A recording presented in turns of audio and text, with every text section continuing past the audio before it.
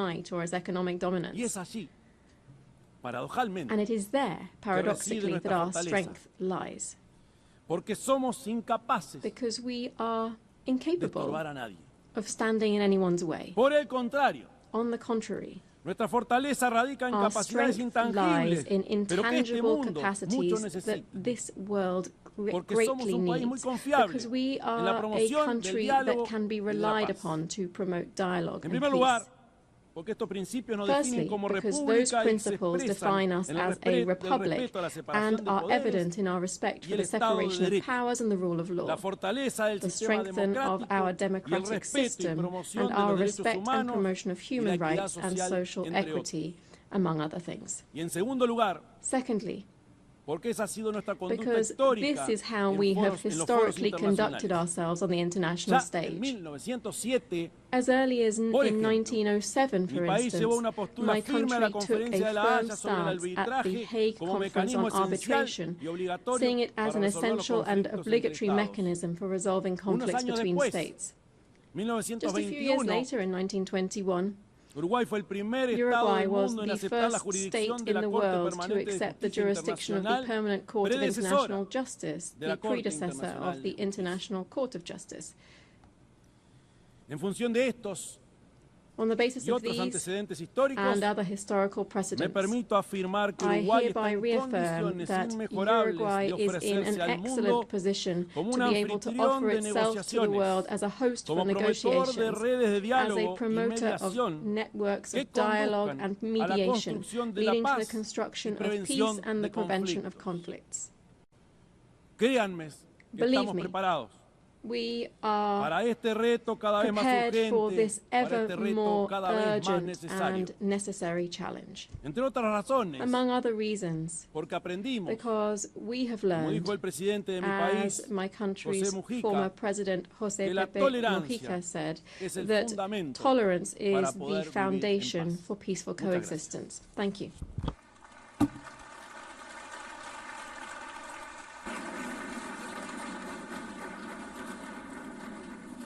On behalf of the Assembly, I wish to thank the President of the Eastern Republic of Uruguay. The Assembly will hear an address by Her Excellency Nataša Pirc-Musar, the President of the Republic of Slovenia. I request protocol to escort Her Excellency and invite her to address the Assembly.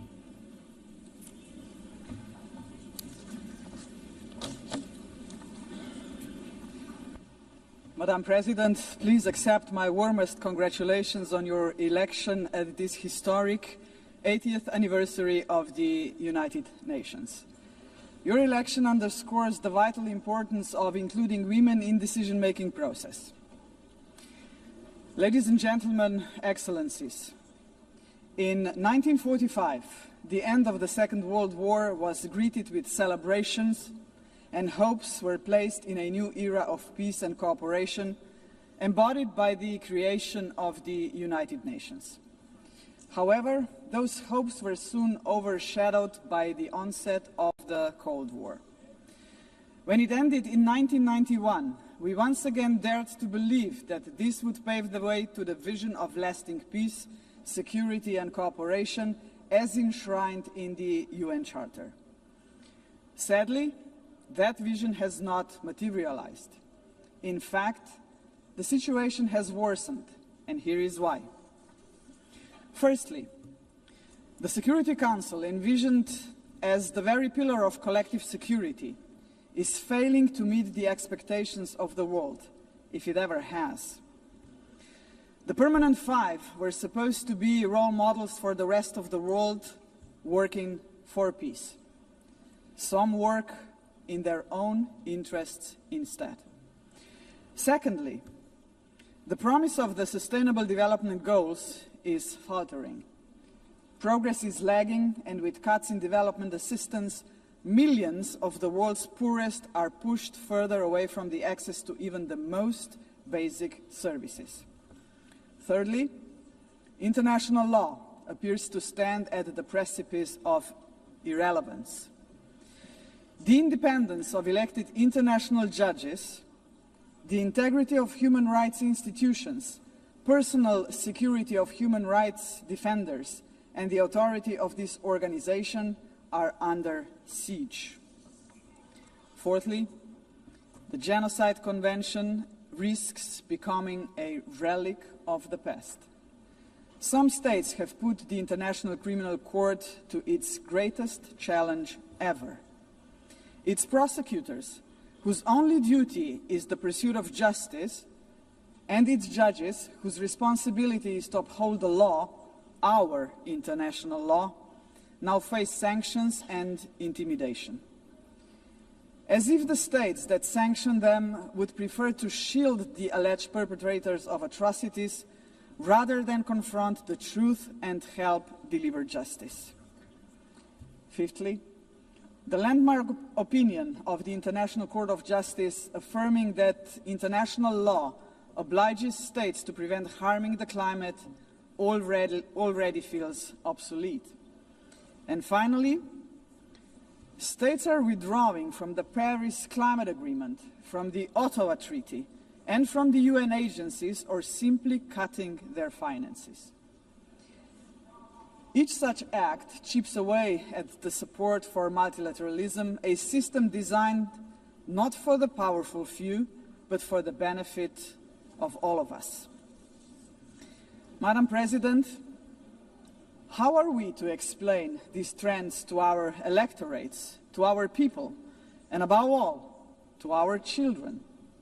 Shall we tell them that this is the new normal, that might makes right, that the strong may seize what they want, because they can, that they can kill with impunity, because they can, that they may pollute, wage wars, and trample on international law, just because they can? Are we prepared to look our children in the eyes and say, this is the world you will inherit and there is nothing we can do about it? With the adoption of the Pact for the Future last year, we have charted a path toward a stronger, more forward-looking United Nations. But we must now create the conditions to fulfill our commitments. One way forward is to establish a permanent advocacy network to give the Pact unconditional, sustained political support. To this end, I propose the creation of a global forum for the future, an inclusive movement of states committed to multilateralism, mutual respect, and the defense of our shared vision. A movement determined to stand up for the Pact and drive its implementation at every level. As states consider how to implement the Pact for the Future, some solutions may be seen as inconvenient today, but in the long run, ladies and gentlemen, they are not optional. They are systemically necessary. The first example is the reform of the Security Council. We all recognize that it is the principal organ entrusted with the maintenance of international peace and security. But what it is not, and must never be, is a body that stands above international law to defend the interests of some at the expense of others. Jus cogens norms must be safeguarded as a matter of principle. If the prohibitions against genocide and crimes against humanity are accepted as jus cogens norms, can any permanent member claim a legitimate veto right in such circumstances? Member states have attempted to address this question through many reform proposals, but with minimal progress. This is why we must dare to go further now. We, the General Assembly, must take a bold step and request an advisory opinion from the International Court of Justice on this very question. Second, we must confront the gap between our words and actions on gender equity. Progress has been made, but far too modestly. Over the past 80 years, 13% of leaders in multilateral organizations have been women. And no woman has ever served as Secretary General of the United Nations. And this, ladies and gentlemen, must change. So, Excellencies, ladies and gentlemen, let us make history. Today, the 80th session of the General Assembly is led by only the 5th woman to hold the presidency. By the end of this session, she would be joined by a Madam Secretary General-elect, a living proof to 4 billion women that even the most impossible job is not beyond their reach. But gender representation is not enough. What we must achieve is actual gender equity because it benefits not only women and girls, but entire societies. True equity requires systemic change, and so women's empowerment must remain at the heart of our global agenda. International organizations must weave a gender perspective into every strand of policy making. And that should be a result of effective participation of women and girls themselves. Electing a Madam Secretary General would be historic, but it must only be the beginning of a much deeper transformation. Madam President, the Pact for the Future sets out clearly what must be done to change our world for the better. I have mentioned only two of the many challenges we must confront decisively. But we can only succeed as a community if we accept that there is no future for humanity without a fundamental change. The mandate of the Global Forum for the Future would be to push towards such a change. This is why it must be inclusive. It must not be merely a coalition of countries. It must inspire hundreds of millions of people.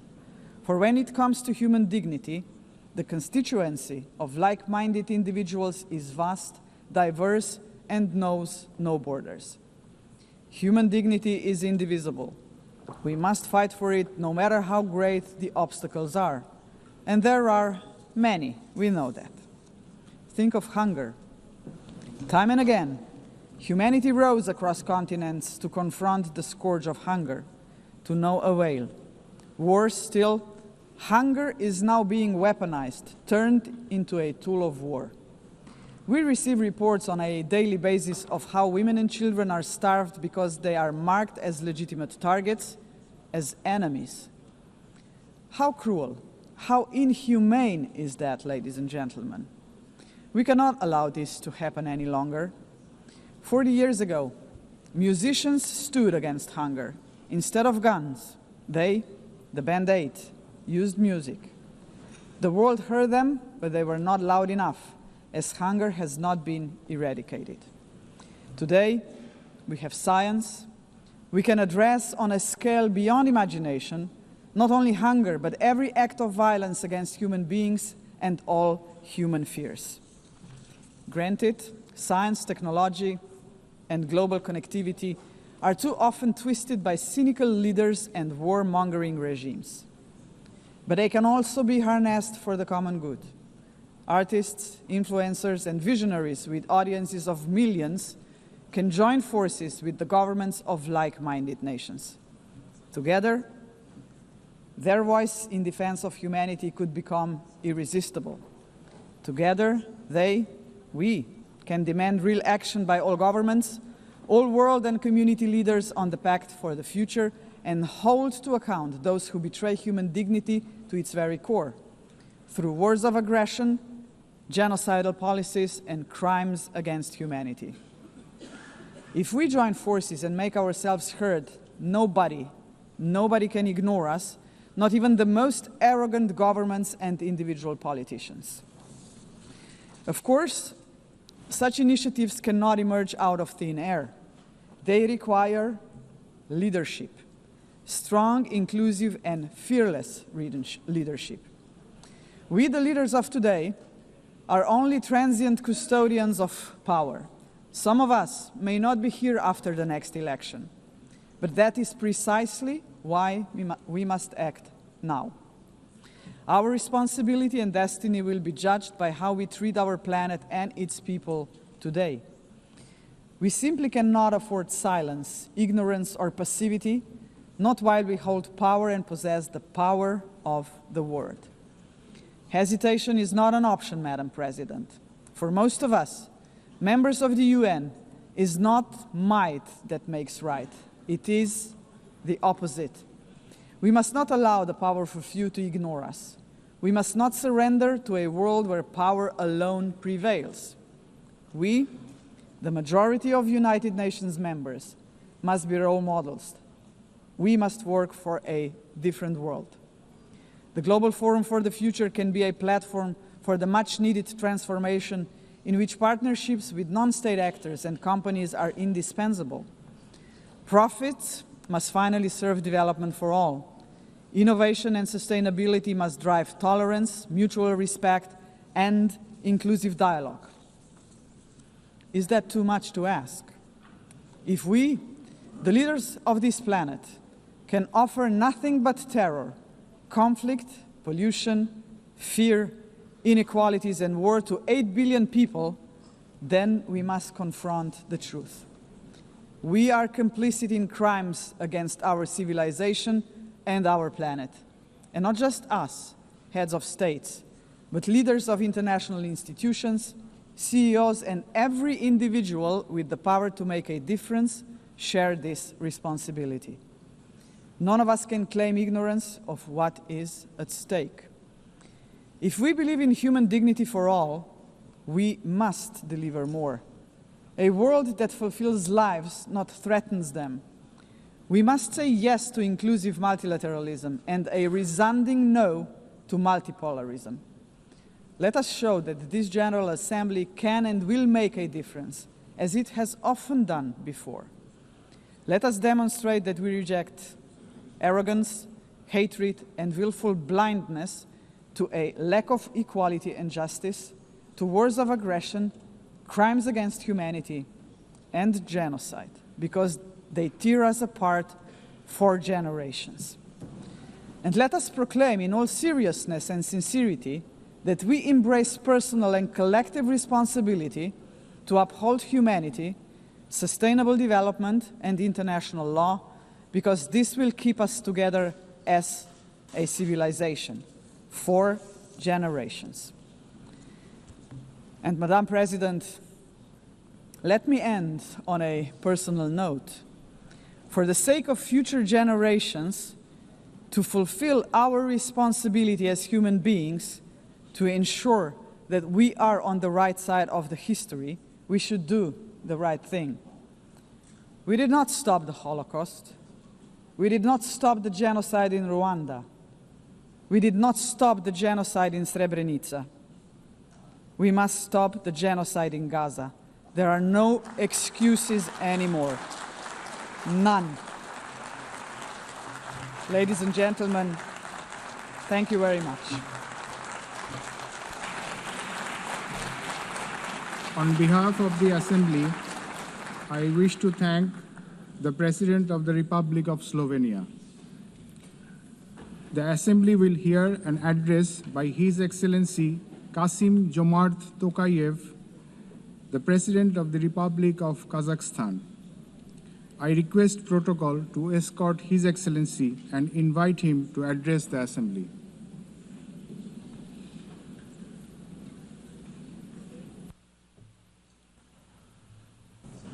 Madam President, Mr. Secretary General, distinguished delegates, for 8 decades, the United Nations has played a pivotal role in combating humanity's global challenges. Over that time, it has led our common efforts on collective security, nuclear non-proliferation, peacekeeping, development, poverty reduction, sustainability, and human rights. But we must also face the truth. The world around us has changed profoundly and, unfortunately, not for the better. That's why the United Nations remains today a symbol of hope for millions around the globe. This historic meeting is a unique opportunity to recommit ourselves to the founding principles and goals of our universal and truly indispensable organization. However, we cannot turn a blind eye to the real crisis thrust in multilateral institutions. Serious violations of international law have become new normality, which undermines global stability and erodes confidence between peoples, between political leaders, and between states. In this challenging time, we all must empower the United Nations to make it more adjustable to the realities of today's unpredictable world. The spirit of mutual understanding and eagerness to cooperate must prevail over dangerous warmongering. State leaders have a responsibility to move toward making peace. A failure of the current generation of leaders to act is not an option, because future generations will pay a much greater price. In this regard, comprehensive reform of the United Nations is a strategic necessity, not a subject for endless contemplations. We need to establish a new group of truly dedicated people who will highly professionally and without any hesitations make concrete proposals for reforming the United Nations to make it better suited to the challenges of today and objectives of tomorrow. A central pillar of this bold effort to renew the United Nations should be a reform of the Security Council. Major powers of Asia, Africa, and Latin America should be represented in the Security Council on the rotational basis. In addition, Kazakhstan strongly believes that the voices of responsible middle powers also need to be seriously amplified in the Security Council.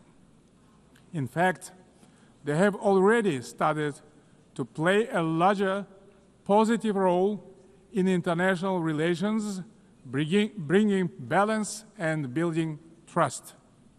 They can act as bridges within the United Nations when major powers are divided or failing to resolve pressing issues of common concern. Above all, a credible United Nations for the 21st century requires member states to take concrete steps toward durable peace and security. Otherwise, the United Nations is doomed to forever mitigate consequences while root causes forever proliferate. We can begin this process already today by reaffirming our steadfast commitment to the Charter of the United Nations.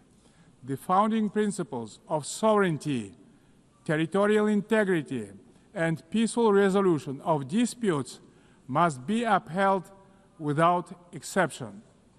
Selective application of the Charter undermines its credibility. The world needs a new consensus based on trust, inclusiveness, and shared responsibility. For example, the enemy state clauses of the Charter, historical remnants of the Second World War, have already been recognized by the overwhelming majority of the international community is obsolete. For all these reasons, it's time to have a serious conversation about Charter review. Today we face an alarming reality. Arms control treaties are collapsing, and with them, so are the foundations of strategic stability. Global military spending in 2024 hit a record $2.7 trillion. The global cost of violence reached nearly $20 trillion. Therefore, rebuilding a robust global security architecture should remain a top priority for the international community. We advocate relaunching high-level dialogue among nuclear powers and stronger multilateral action to drastically reduce the looming threat of nuclear weapons. More widely, we must begin the hard work of getting rid of the militant mindset. We can do so by tracking closely how much our countries invest in peace. Kazakhstan is ready to host a new dialogue on nuclear disarmament and non-proliferation. We can focus on informal, inclusive exchanges that reinforce the NPT and support progress toward the CTBT. We also call to advance our proposal to establish international agency for biological safety and security. Kazakhstan remains concerned by the Ukrainian crisis, which continues to seriously harm civilians, damage global trust, and undermine international security. Nonetheless, bilateral and international diplomatic efforts on this conflict should continue along with political flexibility to meet the long-term interests of both states. Territorial disputes are never easy to resolve and require mutual restraint and responsibility for the sake of future generations. The psychology of animosity drags all involved in conflicts to the abyss, leaving no chance to reach peace. The humanitarian crisis in Gaza has reached a disastrous scale that cannot be ignored. This conflict stems from a complex historical background. We cannot ignore the root cause of this belligerence. Kazakhstan calls for full protection of all civilians and unhindered humanitarian access in strict compliance with international humanitarian law.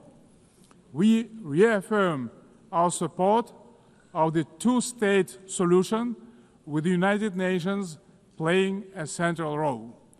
Kazakhstan acknowledges diplomatic initiatives aimed at regional reconciliation in the Middle East, including the Arab Peace Initiative, the New York Declaration, and the Abraham Accords, and others. They demonstrate that leadership and political will can turn division into cooperation and shared benefit. We also welcome the normalization of relations between Azerbaijan and Armenia under the mediation of the United States President. It shows that even entrenched conflicts can be settled through diplomacy and common sense. Guided by this principle, Kazakhstan consistently favors diplomacy over escalation and dialogue over force. Current geopolitical tensions sometimes tempt some leaders to claim that a clash of civilizations is inevitable. Yet, these divisions are not fact or fate. They are political choices. Global public goods such as science, medicine, sports, religion, and culture should not become subjects of geopolitical divisions and sanctions. These spheres of human activity bind us together under a humanitarian umbrella. When political leaders make irresponsible statements or take reckless decisions, manipulating religion and identity for political gain, they in fact seriously damage the trust and goodwill in striving for peace. Political leadership must be rooted in mutual understanding and respect, not mutual suspicion and arrogance. Tolerance and wisdom are the foundation of lasting peace and must be upheld through the rule of law. Dear friends and colleagues, we observe a growing fragmentation and political bias of investment flows.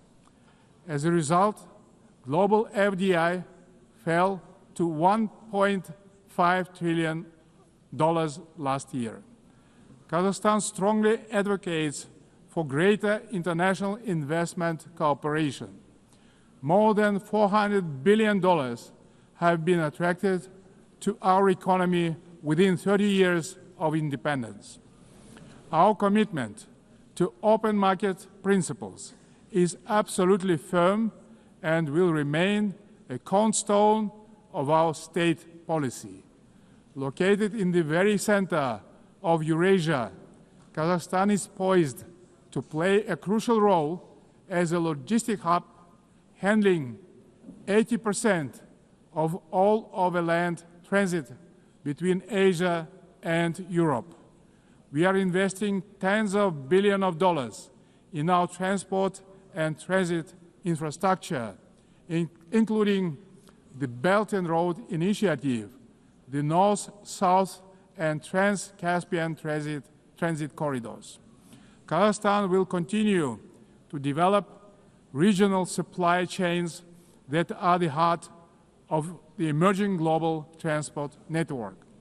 By 2029, we plan to build 5,000 kilometers of new railway lines.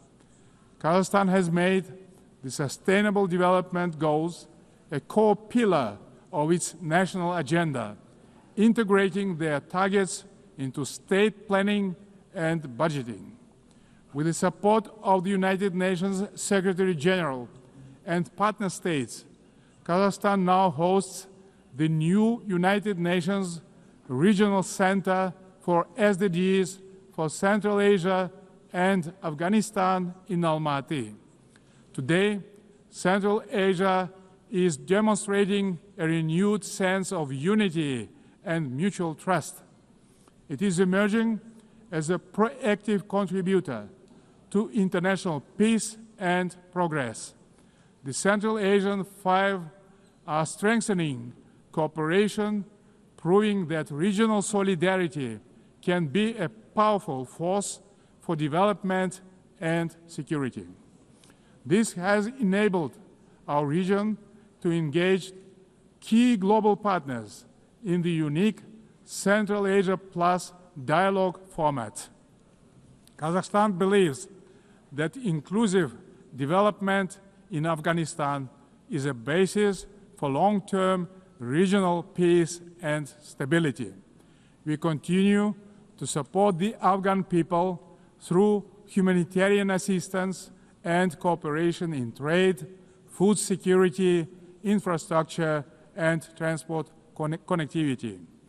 Distinguished delegates, last year was the hottest year in human history, and Central Asia is warming at twice the global rate. The melting of glaciers in the Alatau Mountains is accelerating, multiplying threats to water and food security for millions. Kazakhstan has drawn profound lessons from the tragedy of the Aral Sea. Thanks to our consistent efforts, including at the international level, we succeeded in preserving the northern part of the sea. As the current chair of the International Fund for Saving the Aral Sea, Kazakhstan will continue to play a proactive role in this common priority. Meanwhile, the Caspian Sea is rapidly shrinking. It is no longer just a regional concern. It is a global warning signal. Therefore, we call for urgent steps to preserve the Caspian water resources with our partners across the region and the wider international community. Last year, Kazakhstan co-organized the One Water Summit with France, Saudi Arabia, and the World Bank. Looking forward, stronger coordination, investments, and sustainable solutions are urgently needed to prevent future water crises. To help advance this agenda, Kazakhstan will host a regional ecological summit in Astana in April next year, to be convened in partnership with the United Nations and other international organizations. As part of our broader environmental commitment, Kazakhstan is implementing a nationwide Clean Kazakhstan campaign. This national movement mobilizes millions of volunteers in cleanup actions, waste reduction, and eco-education. At this initiative of Kazakhstan, the United Nations declared 2026 the International Year of Volunteers for Sustainable Development. We invite all member states to collaborate on this important endeavor. In this spirit, I propose that the General Assembly adopt a resolution proclaiming April 22 as the International Day of Greening the Planet. Dear friends, Kazakhstan views artificial intelligence not as one more technological advancement, but as a major breakthrough that can be a true engine of human progress. Yet, as artificial intelligence accelerates, so do the related risks, specifically deepening technological, economic, and geopolitical divides. At the same time, we should not let ethical norms fall behind this rapid evolution. Pressing questions of fairness, accountability, and individual rights must be addressed with clarity and urgency. We must act collectively to ensure that every country can benefit from AI. Kazakhstan welcomes the establishment under UN auspices of the Global Dialogue on AI Governance. We stand ready to actively contribute to this platform to help ensure that AI remains safe, inclusive, and human-centered. In Kazakhstan, artificial intelligence will be integrated across all sectors of economy and public services. The basic infrastructure to deliver this plan is being built, and our bright young people are getting ready to turn this vision into reality. Our strategic goal is to transform Kazakhstan into a fully digital power within the next 3 years. Large-scale digitalization and widespread use of AI have become a national priority in Kazakhstan. E-government is an important pillar of our national development strategy. Around 90% of public services are already digitalized. Kazakhstan has recently launched its fastest national supercomputer ever. But AI and automation are expected to threaten jobs in many countries. That's why digital progress must go hand in hand with professional education. Therefore, Kazakhstan believes it is imperative not just to increase employment, but to valorize the technical professions. Ladies and gentlemen, amid global turbulence, Kazakhstan is pursuing a bold national renewal to build a truly just and fair state. Over the last 3 years, we have carried out large-scale political and economic reforms that are unprecedented in our part of the world. Through a national referendum, we introduced a single 7-year presidential term, thereby strengthening democratic accountability. We remain committed to the formula of strong president, influential parliament, and accountable government. Guided by strong wish to modernize Kazakhstan, I have proposed a single-chamber parliament for a national referendum to consider. Our objective is to continuously embrace the political system to make it more transparent, effective, and reflective of people's aspirations. At the heart of these reforms lies a clear principle: law and order must prevail. We believe that only governance rooted in common sense and the rule of law can ensure public order and protect the rights of all citizens. It creates good conditions for international investment, trade, cooperation, and more broadly, the dynamic development of our country. The interests of law-abiding people and decent citizens must always come first, maintained through justice, accountability, and mutual respect. Kazakhstan's economy is showing clear signs of sustainability and resilience. This year, economic growth is expected to exceed 6%, underscoring the sustainability of our economy as the largest in our part of the world. But we are not complacent. We will continue our efforts to ensure a long-term growth. Kazakhstan's energy strategy is based on 4 pillars: oil and gas, coal, uranium, and critical minerals. These precious assets are the basis of reliable energy partnerships. Climate change and the green agenda cannot be accepted by all countries that have huge deposits like coal, which nowadays can be cleaned up by advanced technologies.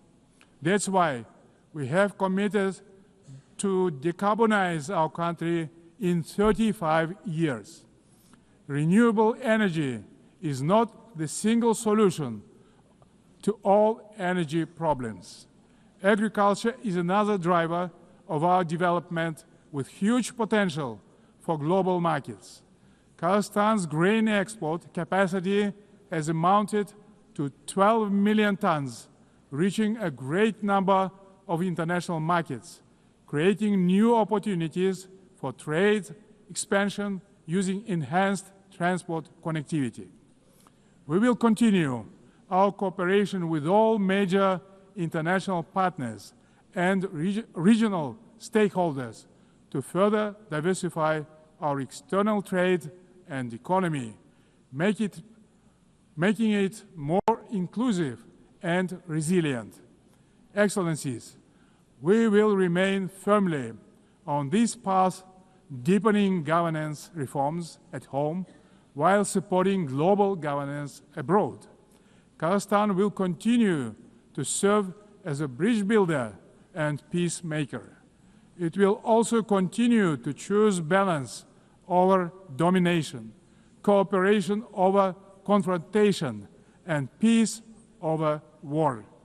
We stand ready in cooperation with other players, stakeholders in the international community to renew the promise of the United Nations as a beacon of peace, justice, and cooperation. Thank you very much.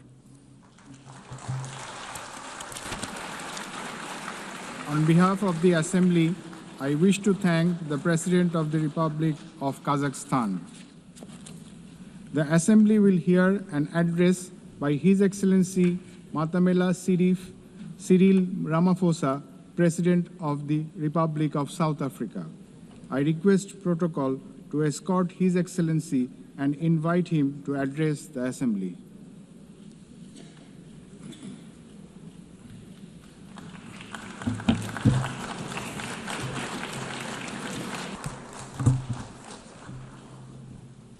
Thank you, President of the 80th session of the UN General Assembly, United Nations Secretary General, Excellencies, Heads of State and Government, and ladies and gentlemen. 80 years ago, the United Nations was established to save succeeding generations of humanity from the scourge of war and to build a peaceful, prosperous, and just world arising from the devastation brought about by global conflict. Through the UN Charter, the nations of the world pledged to uphold peace, development, and human rights, which would be underpinned by international law. Now more than ever, we are called upon to uphold the values and advance the purpose of the United Nations. We are also called upon to advance cooperation and solidarity between nations. We are called upon to promote multilateralism and safeguard the institutions that enable it.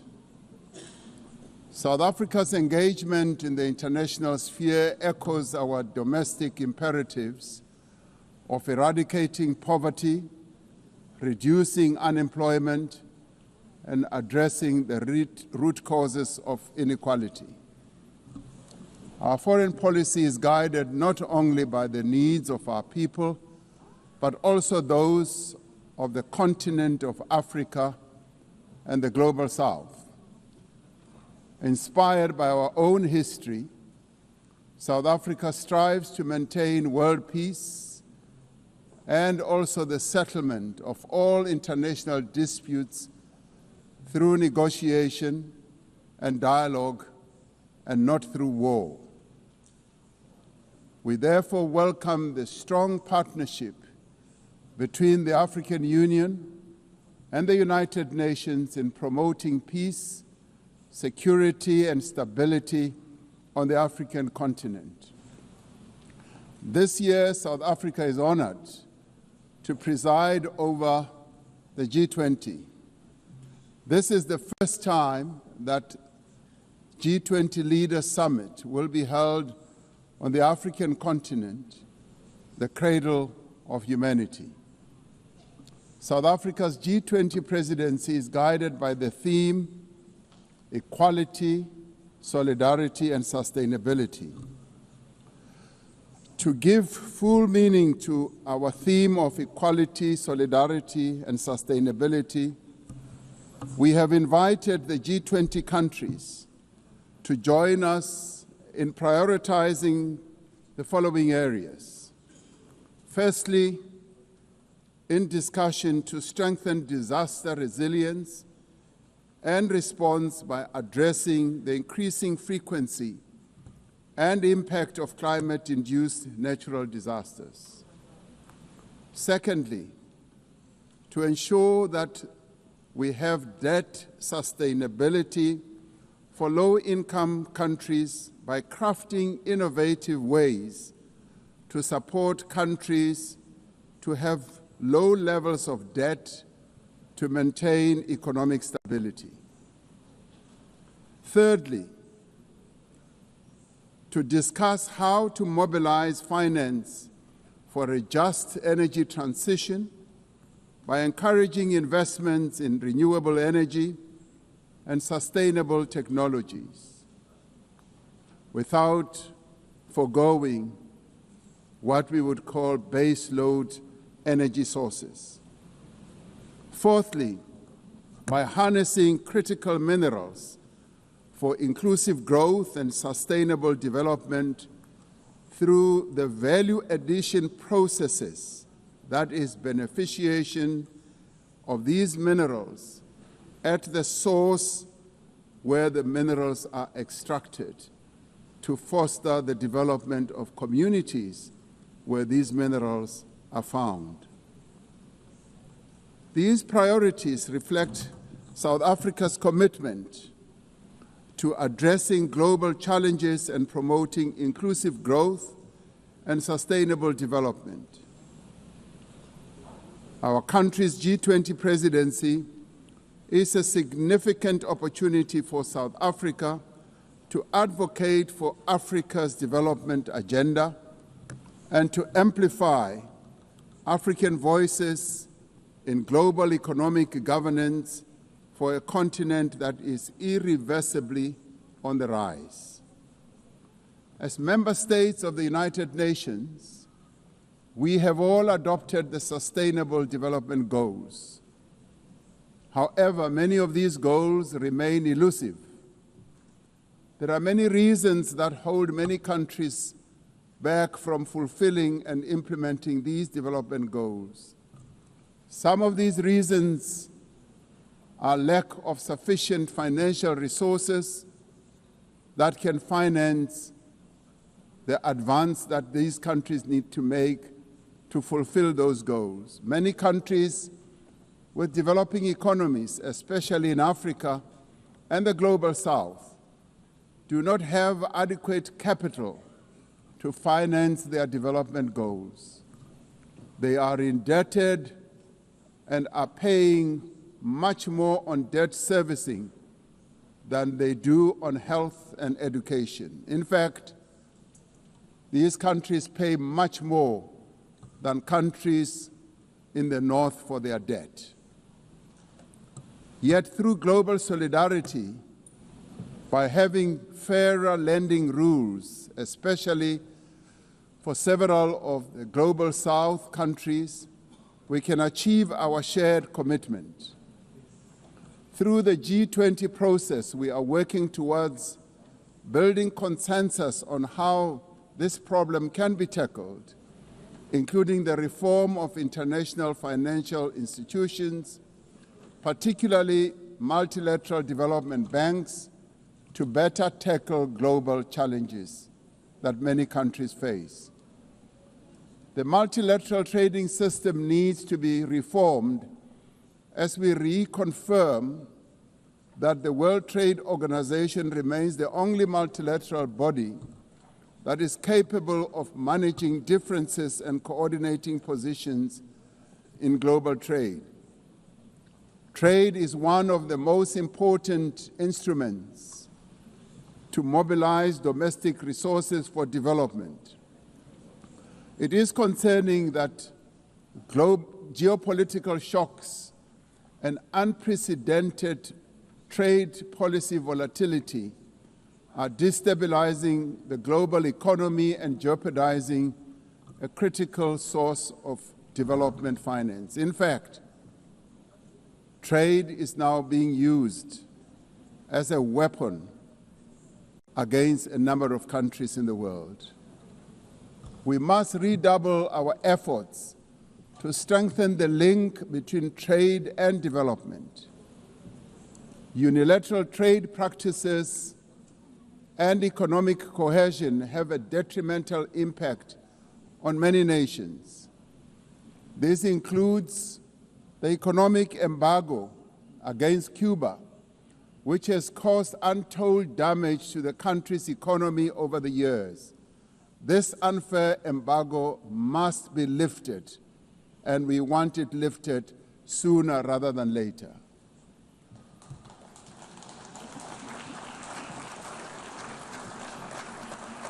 In the midst of global trade uncertainty, the African continent is providing a pragmatic example of constructive collaboration and cooperation by using the African Continental Free Trade Area as an engine for sustainable growth and development. This will, with commitment, become the central pillar of economic cooperation and integration for our continent. As part of the effort to build more inclusive economies, South Africa's G20 presidency has launched an extraordinary committee of independent experts on global wealth inequality. This committee, chaired by Professor Joseph Stiglitz, a Nobel laureate, will deliver the first ever report on global inequality to G20 leaders when they meet in November in Johannesburg in South Africa. Climate change is an existential threat. We are failing future generations by our inability to reduce global warming. Climate change is reversing economic growth and development gains in many countries, especially in the global south. Although Africa carries the least responsibility for climate change, many countries on the continent of Africa experience much of its harshest effects. Extreme weather events like floods and droughts are driving food insecurity, displacing populations, causing damage to infrastructure, and leading to the unnecessary loss of livelihoods. Member states must honor their undertakings and commitments in line with the guiding principle of common but differentiated responsibilities and respective capabilities. The Secretary General recently reported that global military expenditure has reached historic highs, just as the world is falling behind on its core development promises. We are building weapons when we should be building social infrastructure that advance the lives of our people. We are fighting wars that cause death and destruction when we should be fighting poverty and developing the livelihoods of vulnerable people. We must act decisively to silence all the guns everywhere to realize the goal of sustainable development and global peace. And I do believe that this is an objective that is possible to reach. As we commemorate the 80th anniversary of the UN, the relevance of this institution and various multilateral processes for the maintenance of international peace and security is being willfully undermined. There is an increasing reliance on unilateral military action in contravention of international law. The United Nations Security Council has proven to be ineffective in its current form and composition in carrying out its charter mandate to maintain international peace and security. South Africa remains deeply concerned by the erosion of the credibility of the Security Council and its failures to ensure accountability and uphold international law. As the security and humanitarian situations in the Democratic Republic of the Congo, Sudan, Gaza, and elsewhere deteriorate, it is a matter of great concern that there are countries that continue to violate international law and also defy the United Nations resolutions and rulings, also from bodies like the International Court of Justice. The establishment of the Hague Group and the Madrid Group aim to reaffirm the primacy of international law, promoting accountability and ensuring support for a just peace. We cannot and should not accept that members of this organization continue willfully to violate without consequence the charter that we have all agreed to uphold. Therefore, as nations that have pledged to uphold the UN Charter, we have the ultimate responsibility to ensure and protect the rights of the Palestinian people to self-determination, consistent with the case that South Africa brought before the International Court of Justice. There is growing global consensus. There is growing global consensus that Israel is committing genocide in Gaza. Just last week, the United Nations Independent International Commission of Inquiry found that Israel is responsible for the commission of genocide in Gaza. As Palestinians continue to face genocide and famine, we have a duty to act. South Africa has acted in the interest of saving lives by insisting that the International Court of Justice should make a ruling that indeed genocide is being committed in Gaza and that it should stop.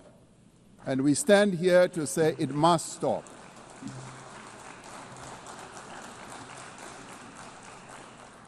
We welcome the historic high-level meeting held yesterday on the two-state solution yesterday in this very chamber. This reflects the determination of the global majority, a global majority that now stands at 142 and more countries, that Palestinians deserve a peaceful state alongside a peaceful Israel. Many nations in the world are calling for that, and that is the voice that we believe that Israel should heed, and those powerful nations that can make a two-state solution viable and possible and implementable should act in that regard. The long overdue announcement by increasing number of countries to recognize the state of Palestine is testament to this determination. We have a responsibility as the member states of the United Nations to reaffirm the right also of self-determination of the people of Western Sahara.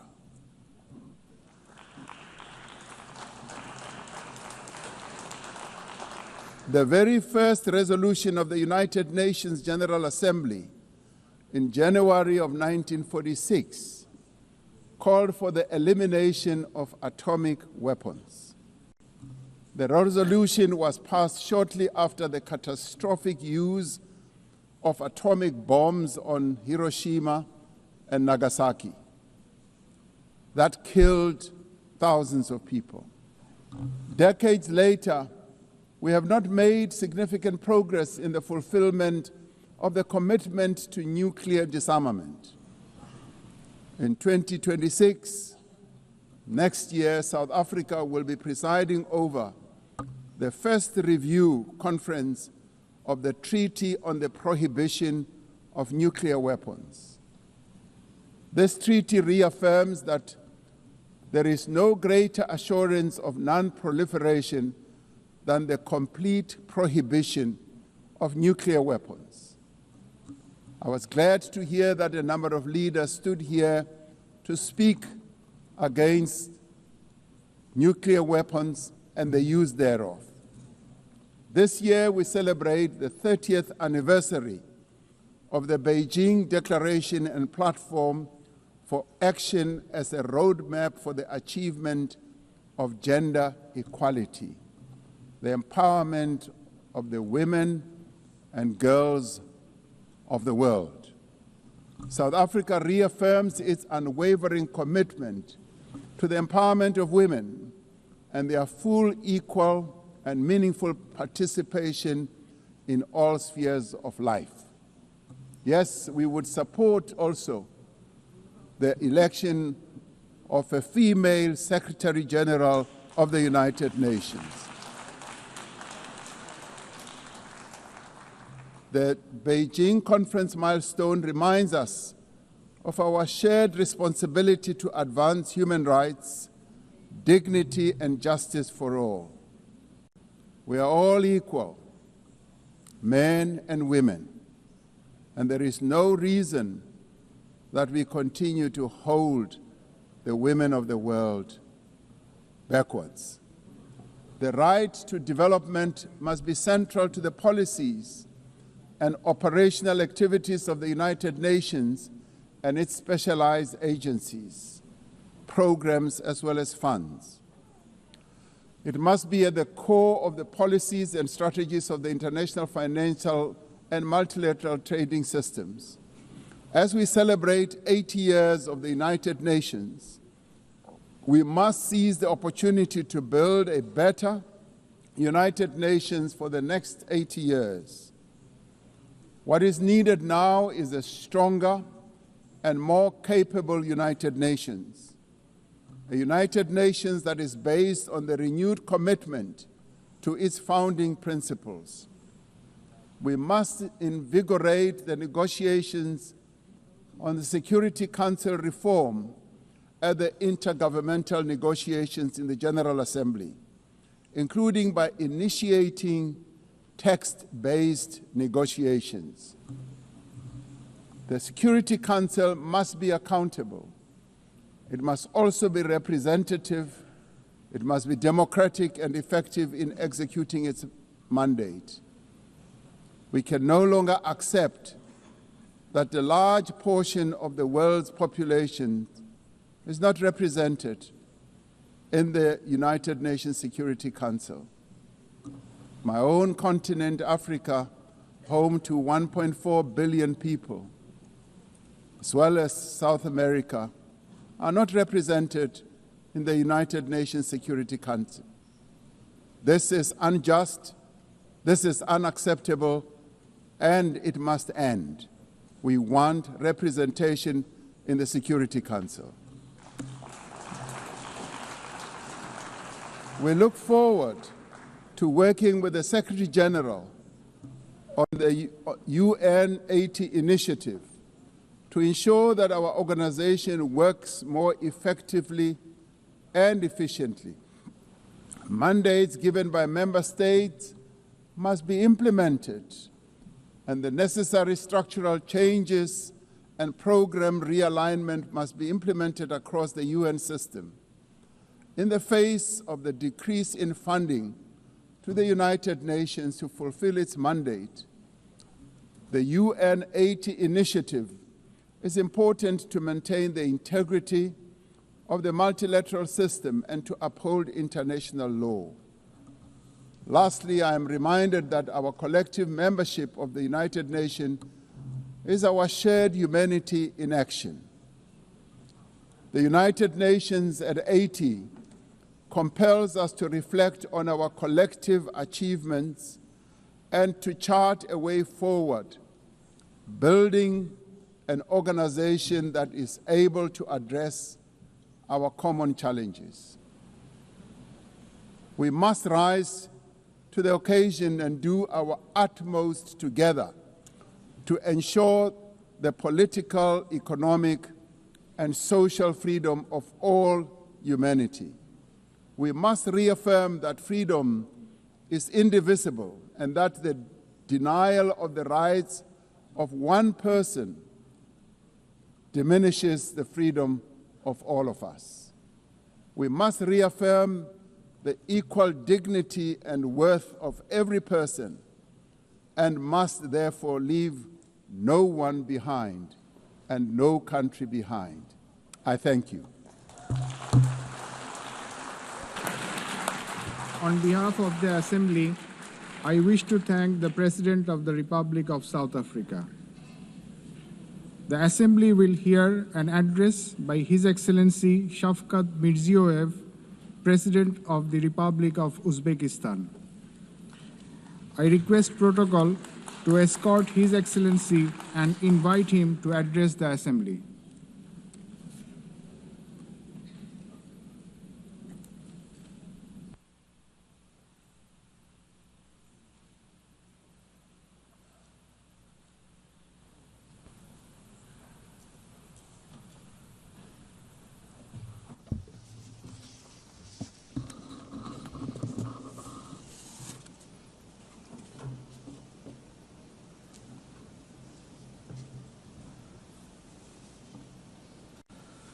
Hurmatli rais xonimlari, Distinguished Madam President, bosh kotib janoblari, Distinguished Secretary General, delegatsiya rahbarlari, xonimlar va heads janoblar. of delegations, ladies and gentlemen.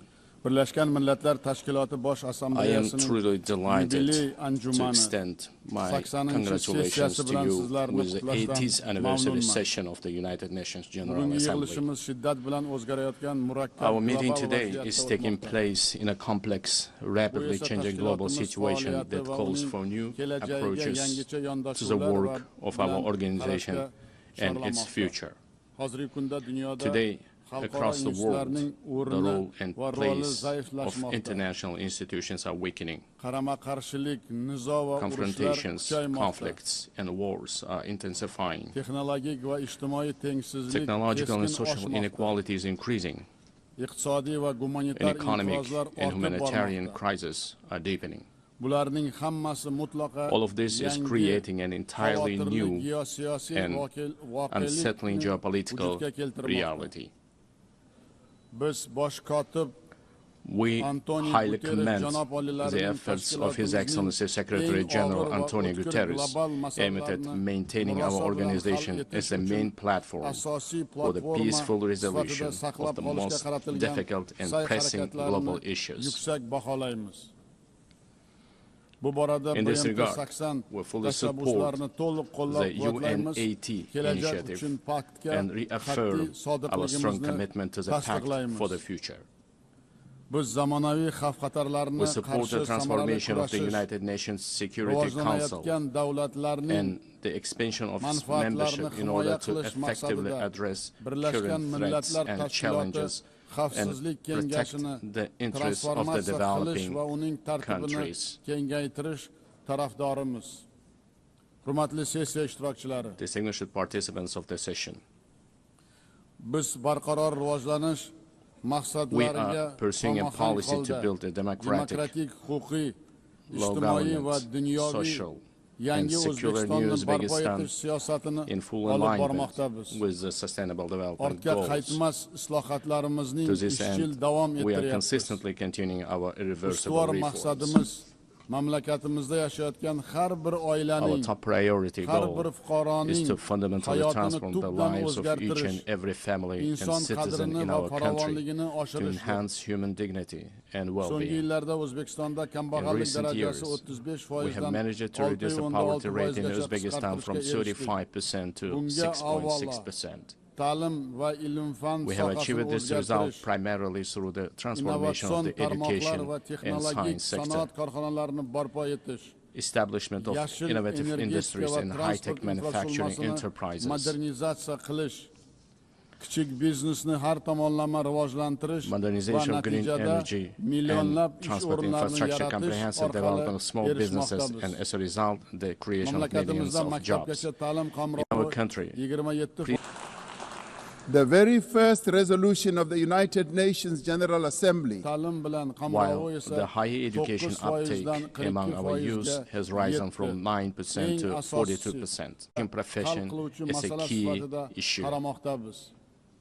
Pedagoglarning o'zaro tajriba In va order to bilim create a almashish single uchun yagona international platform xalqaro for the exchange platformani of yaratish teachers' maqsadida experience and knowledge, O'zbekistonda butun we jahon propose to hold a professional World ta'lim Summit sammitini on professional o'tkazishni education in taklif etamiz. Uzbekistan.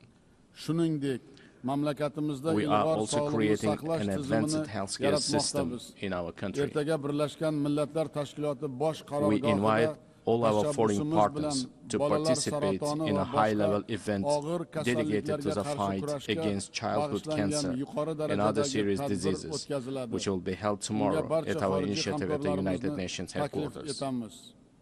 Yana bir muhim yo'nalish Another important gender area is siyosati. gender policy.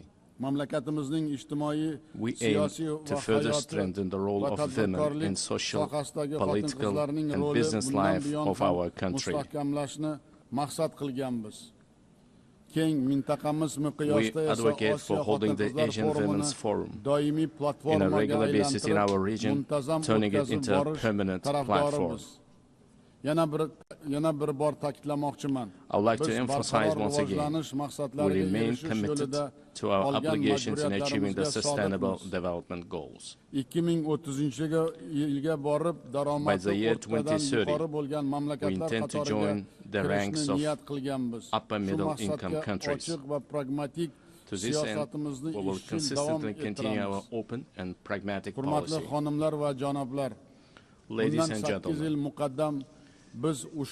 8 years ago, from this esteemed podium, we declared our firm determination to transform Central Asia into a region of peace, good neighborliness, and partnership.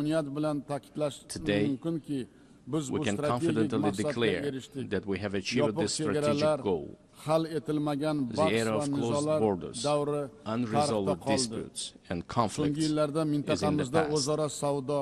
In recent years, the volume of mutual trade, investments, and transportation of goods in our region has increased fivefold. We are implementing joint investment funds, cross-border trade, and industrial cooperation zones, and major infrastructure projects. We also recognize as a common achievement that the consultative meeting of the heads of the state of Central Asia has become an effective mechanism for deepening regional integration. I can confidently affirm that as of now, we are at the beginning stage of the forming a new Central Asia. Our region, thanks to its unity, stability, and distinct identity, is steadily securing a stronger position in the system of international relations as an independent actor. In order to achieve our goals, we intend to give top priority to expanding mutually beneficial ties with all our foreign partners. In this regard, together with UN structures, we propose to implement a number of new projects and programs in our region. In particular, we propose holding an international forum under the auspices of ECOSOC and UNCTAD, dedicated to the economic development of the Central Asian states, establishing a regional hub for green technologies in industry jointly with UNIDO, adopting a program on the rational use of water resources, the creation of green spaces, and the achievement of demographic resilience in our region.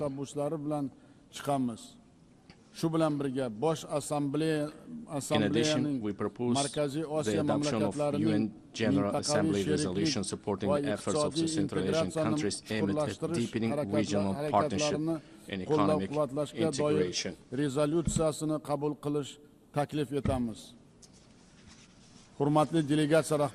Distinguished heads of delegations, speaking about global and regional security and sustainable development, it is impossible to overlook the issue of Afghanistan. Supporting the aspirations of Afghan people for a peaceful and stable life requires the united efforts of the international community. I would like to emphasize that it is of utmost importance to prevent this country's isolation. We intend to implement large-scale economic and infrastructure projects in that country.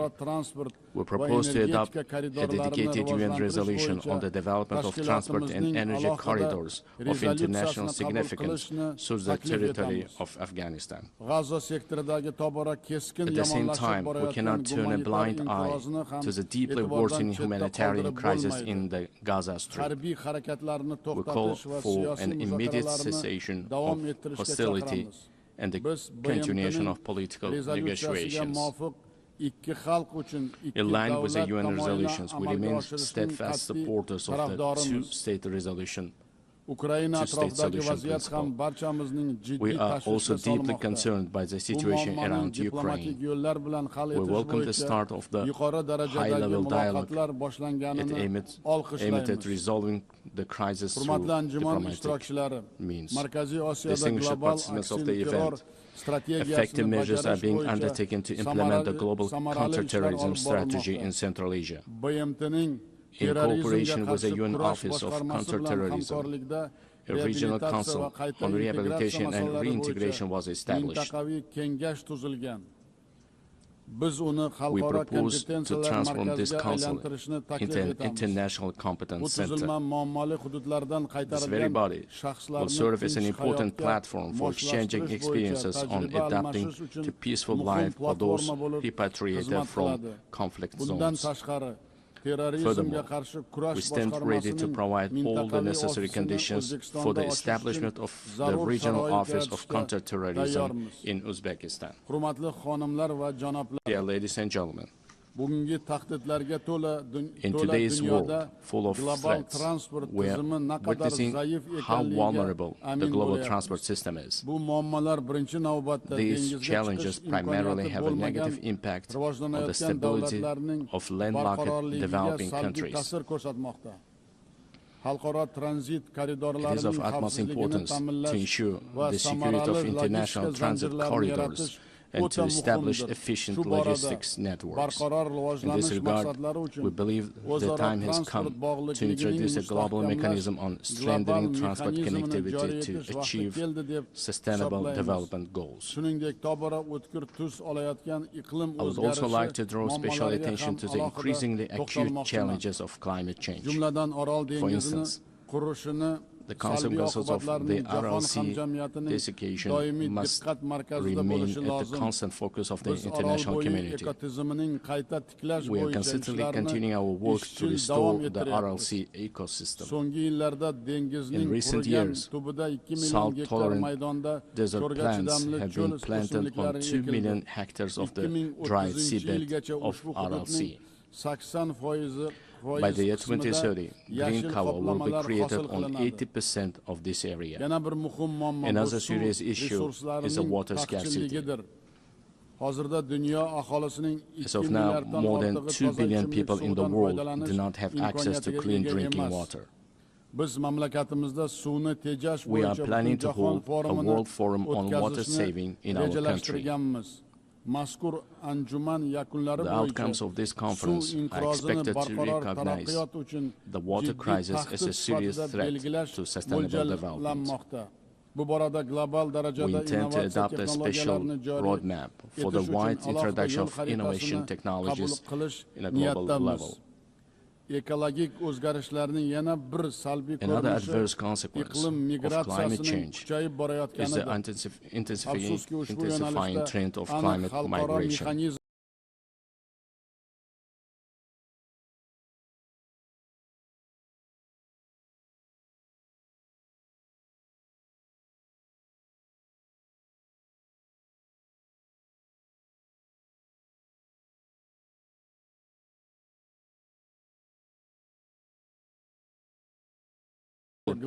Pact for a broad international partnership and coordinated policy on this serious issue.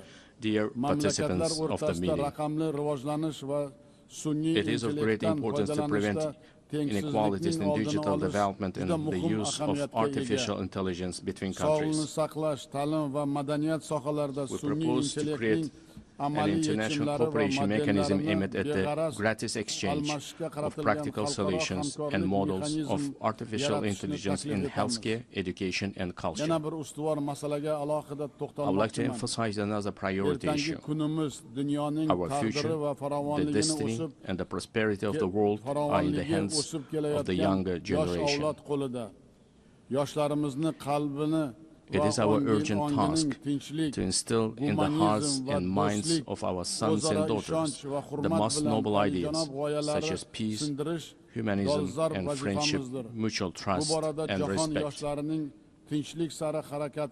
In this regard, we put forward the proposal to establish the World Youth Movement for Peace and to locate its headquarters in Uzbekistan. We are consistently implementing a policy of tolerance in our society. At the same time, we will actively continue our efforts to deeply study the ideas of Islamic enlightenment and promote them to the world.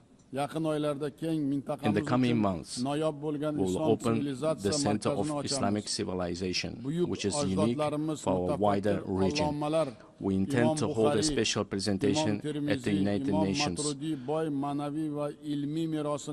the rich spiritual and scientific heritage of our great ancestors, thinkers and scholars such as Imam Bukhari, Imam Tirmizi, and Imam Maturidi. Dear ladies and gentlemen, the new Uzbekistan is a supporter of mutual solidarity, open dialogue, and close partnership with all countries. We are always ready to contribute to strengthening dialogue among peoples, cultures, and civilizations, and to achieving universal human goals.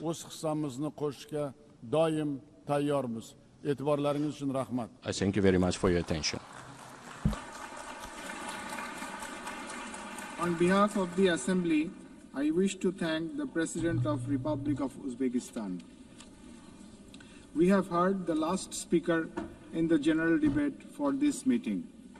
The next plenary meeting to continue with the general debate will be held immediately following the adjournment of this meeting. The meeting is adjourned.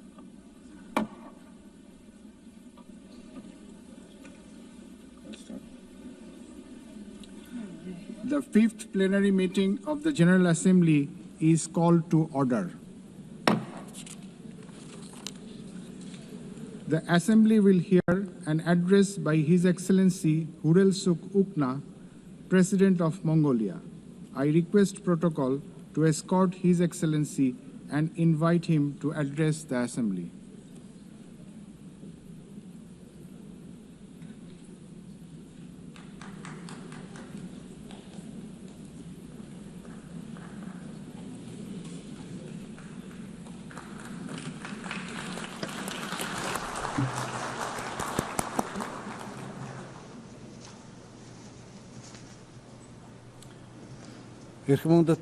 Madam President, Mr. Secretary General, distinguished delegates, ladies and gentlemen, at the outset, I wish to extend my sincere congratulations to Ms. Annalena Baerbock on assuming the important role of the President of the General Assembly at this historic moment marking the 80th anniversary of the United Nations, and my best wishes for a successful session. 8 centuries ago, the great Genghis Khan established the great Mongolian Empire, bringing together the West and the East under the rule of justice and principled statecraft. Spanning the vast expanse of Eurasia, the Pax Mongolica era heralded a period of remarkable progress and flourishing for humankind. The Pax Mongolica embodied progressive ideals that form the basis of today's collective efforts to maintain global peace and stability.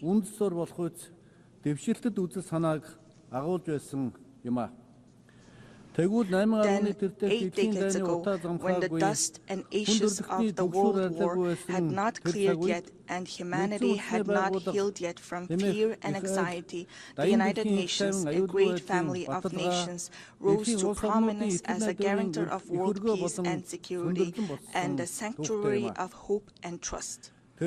Since its establishment, the United Nations has illuminated humanity's path, serving as a steadfast beacon of hope and trust for nations to maintain peaceful coexistence and share a prosperous future. In today's volatile and challenging international environment, we welcome Better Together, 80 years and more for peace, development, and human rights as the theme for the 80th session of the General Assembly and the general debate.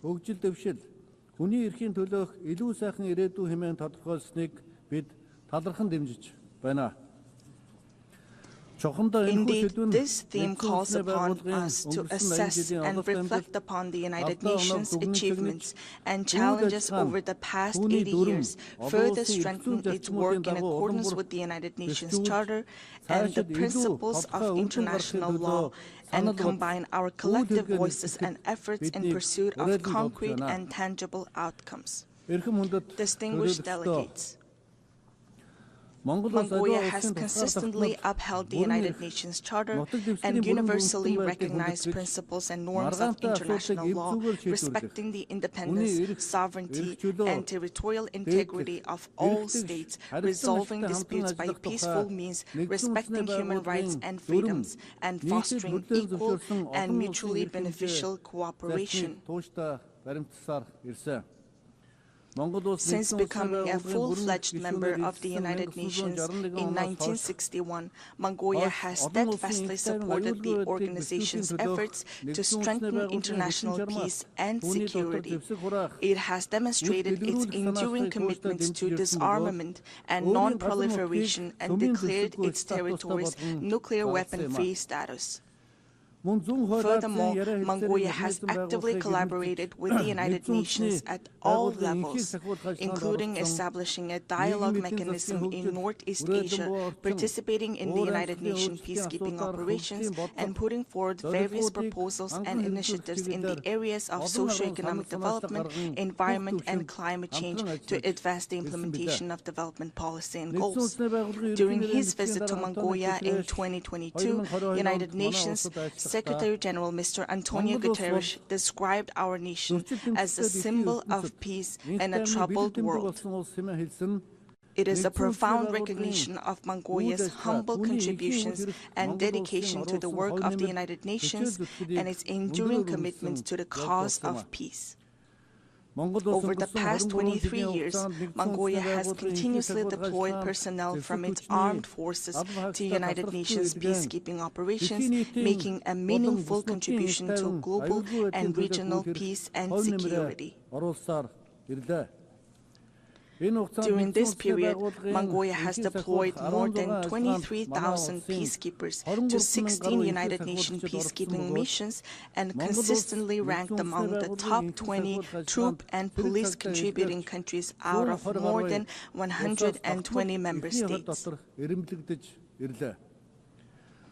As we mark the 25th anniversary of UN Security Council Resolution 1325 on women, peace, and security, it is a pleasure to announce that through the steady increase in the deployment of female military personnel, the proportion of women peacekeepers from Mongolia has reached 14% in 2025.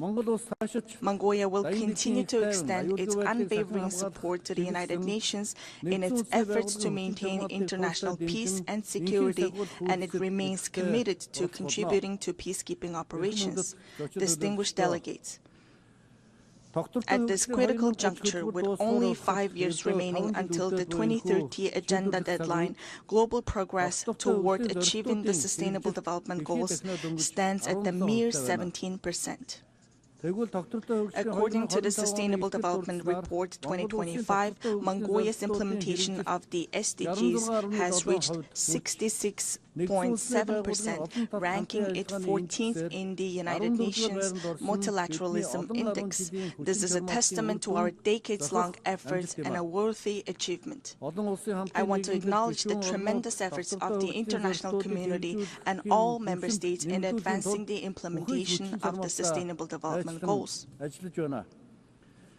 We welcome the outcomes of the 4th International Conference on Financing for Development held recently in Seville, Spain, where a broad consensus was reached on the crucial role of financing in achieving the Sustainable Development Goals. We also appreciate that the conference agreed to increase the engagement of developing countries and take comprehensive actions aimed at reforming the current international financial architecture. Within the framework of implementing the Seville commitment adopted at the conference, it is essential to direct international development cooperation towards supporting the most vulnerable groups and addressing their challenges.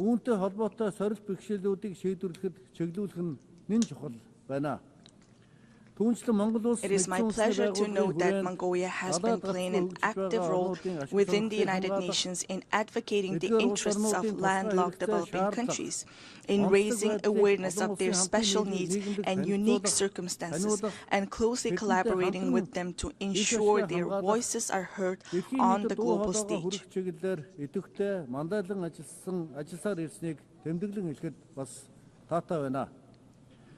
The 3rd United Nations Conference on Landlocked Developing Countries convened in August in Turkmenistan and adopted the Avaza Program of Action for 2024 and 2034.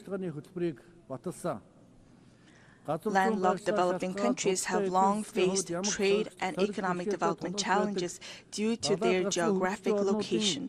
Member states have committed to implementing the program to advance the development of landlocked developing countries over the next decade and bring positive improvements to the livelihoods of more than 600 million people living in these countries.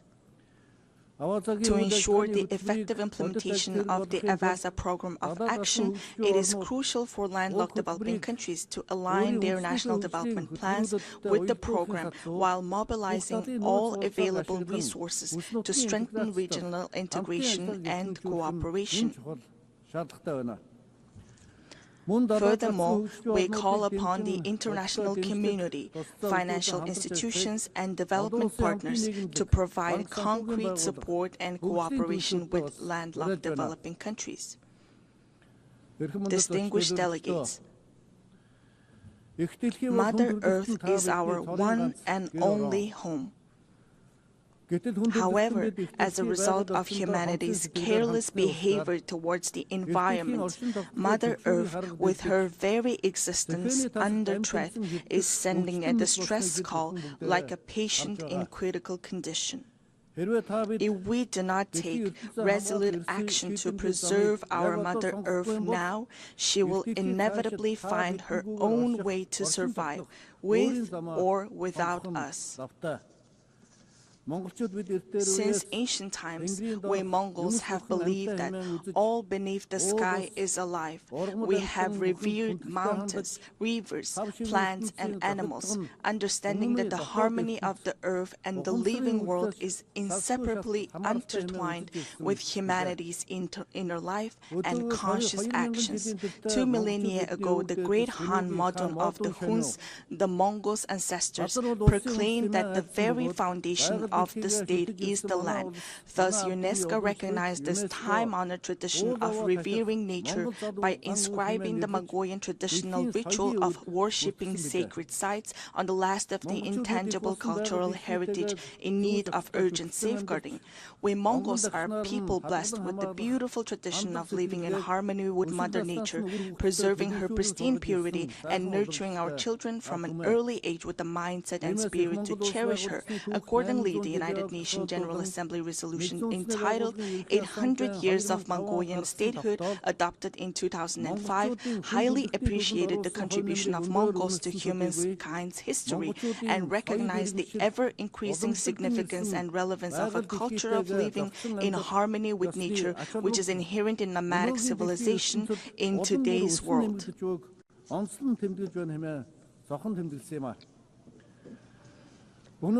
Today, we are committed to sharing our cultural heritage and traditional knowledge, rooted in a profound respect for living in harmony with nature, with the international community, as a valuable contribution to building resilience and enhancing adaptation to climate change. In 2026, Mongolia will host the 17th session of the Conference of the Parties to the United Nations Convention to Combat Desertification and observe the International Year of Rangelands and Pastoralists. In this spirit, our country, in partnership with the United Nations, spearheads the international 10-year Rangeland Flagship Initiative. We warmly invite you to join us in supporting and collaborating on this important endeavor. Mongolian people say, the source of life is water, and the source of water is tree. Access to safe drinking water is declining worldwide, with 3.6 billion people currently affected by water scarcity.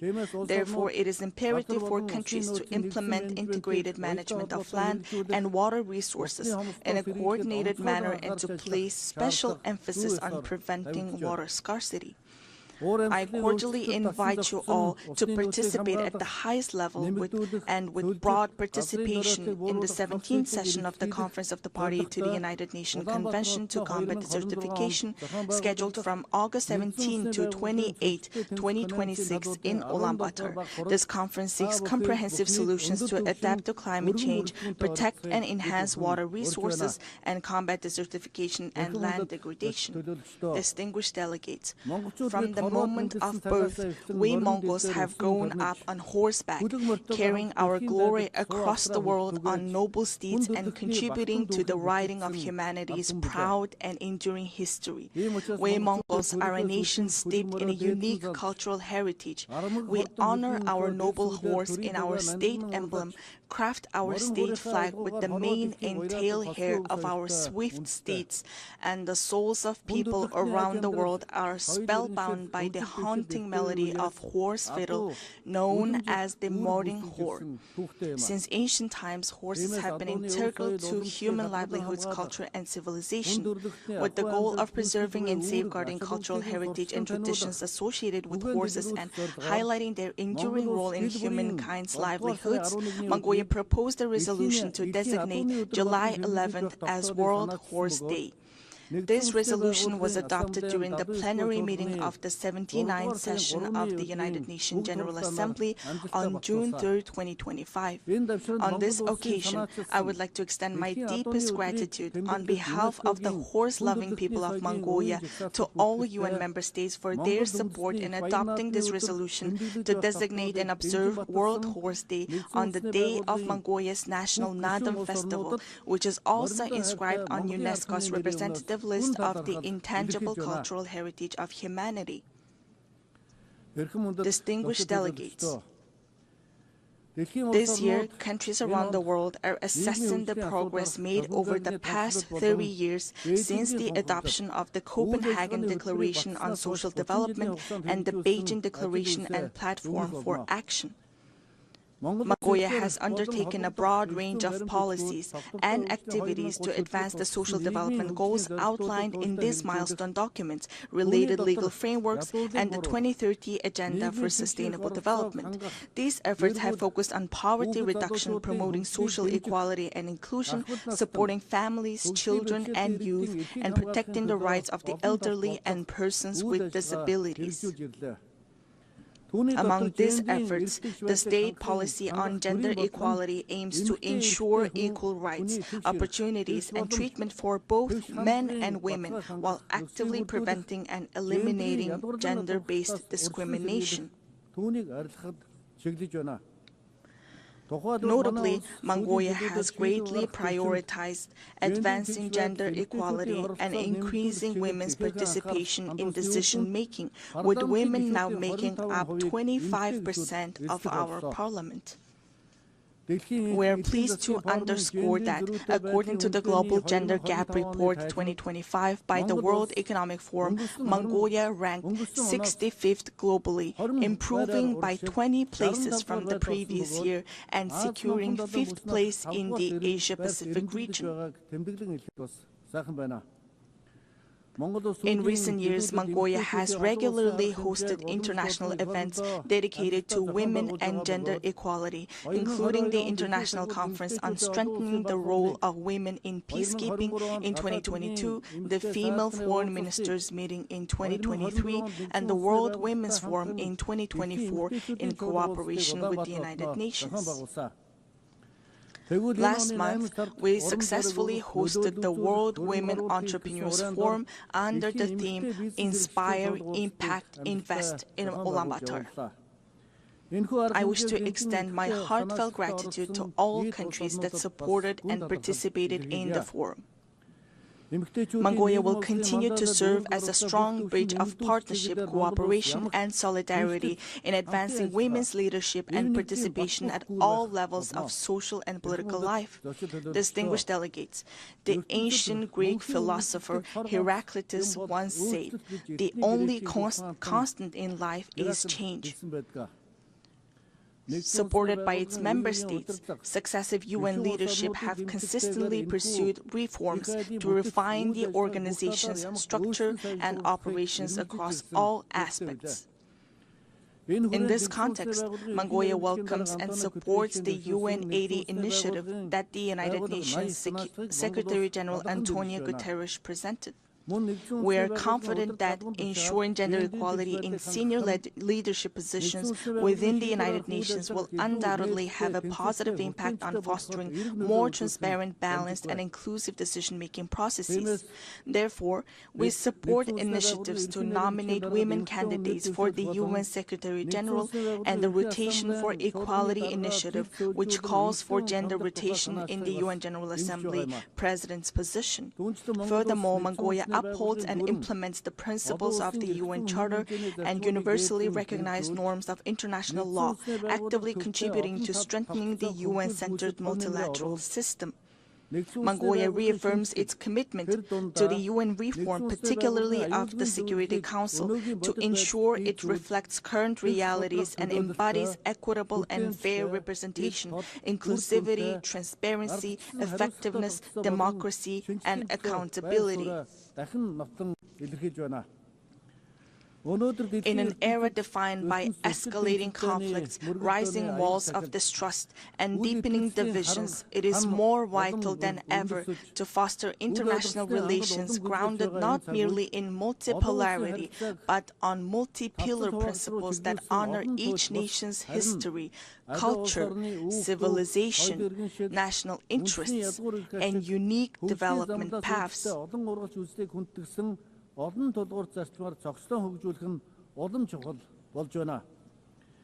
The United Nations was established 80 years ago with the noble goals of saving humanity from the scourge of war and maintaining international peace and security. The United Nations, the cornerstone for the peaceful and harmonious coexistence among nations, must be reinforced and empowered through strong multi-pillar principles that ensure equal rights and balanced influence. Therefore, let us reflect solemnly on whether the mission entrusted to the United Nations 8 decades ago has been fully realized, and let all member states join hands in a shared commitment to revitalize the organization into a powerful institution strong enough to usher in Pax Globalica, a lasting world peace, by embodying the ideals of the Pax Mongolica, which laid the foundation for peaceful coexistence among nations and human progress 8 centuries ago. At this pivotal moment, as we commemorate the historic 80th anniversary of the United Nations, I would like to emphasize the growing importance of its role in fostering mutual understanding, trust, and respect among nations, as well as in advancing peace, stability, development, and the vision of a world free from war.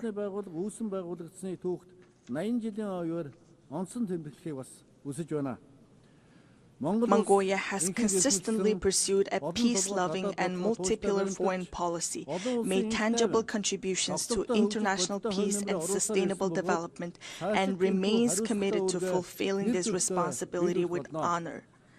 I extend my heartfelt congratulations to you all on the momentous occasion of the 80th anniversary of the United Nations. May the eternal blue sky bless us with peace throughout the world. Thank you for your attention.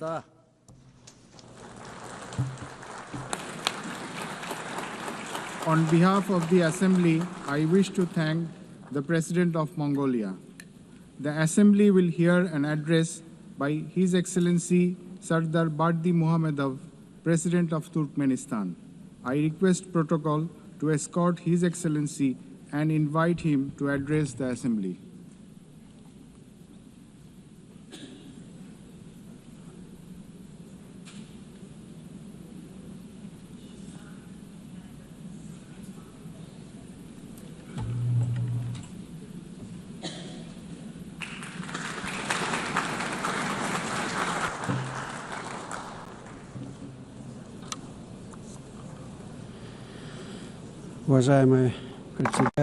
Distinguished Mr. President, distinguished heads and members of delegations, ladies and gentlemen, first of all, allow me to congratulate you on the opening of the 80th session of the United Nations General Assembly and to wish you a productive session. I would like to congratulate Ms. Annalena Baerbock on her election as President of the General Assembly and wish her every success. I would also like to express my sincere appreciation to Ambassador Philemon Yang for his skillful and effective leadership of the General Assembly during the previous session.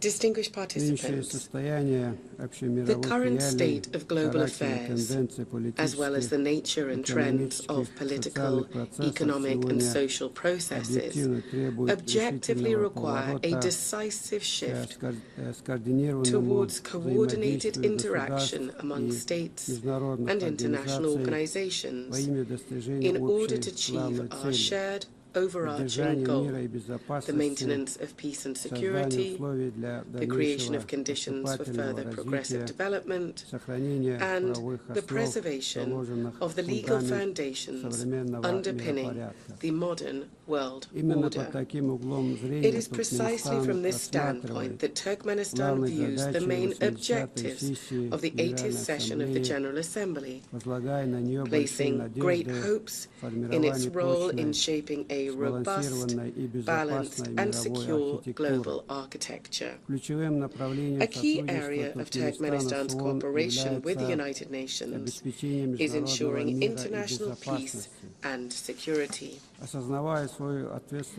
Recognizing its responsibility as a permanently neutral state, Turkmenistan stands ready to take further practical steps to foster an atmosphere of cooperation, mutual understanding and respectful dialogue. These are the principal defining conditions for ensuring stability and sustainable development at the global and regional levels. We are convinced that one of the most effective mechanisms for advancing and achieving these goals today is the practical application of the principle of neutrality. In this regard, Turkmenistan has initiated the inclusion of a separate item on the agenda of the 80th session of the United Nations General Assembly, entitled Neutrality for Peace and Security. We deem this important in light of the growing recognition by the international community of the significance of neutrality, as well as the awareness of its potential and utility in the context of the UN's peace-building strategy. In line with this, during this session, Turkmenistan will propose a draft resolution entitled The Role and Importance of the Policy of Neutrality in Maintaining and Strengthening International Peace, Security and the Process of Sustainable Development.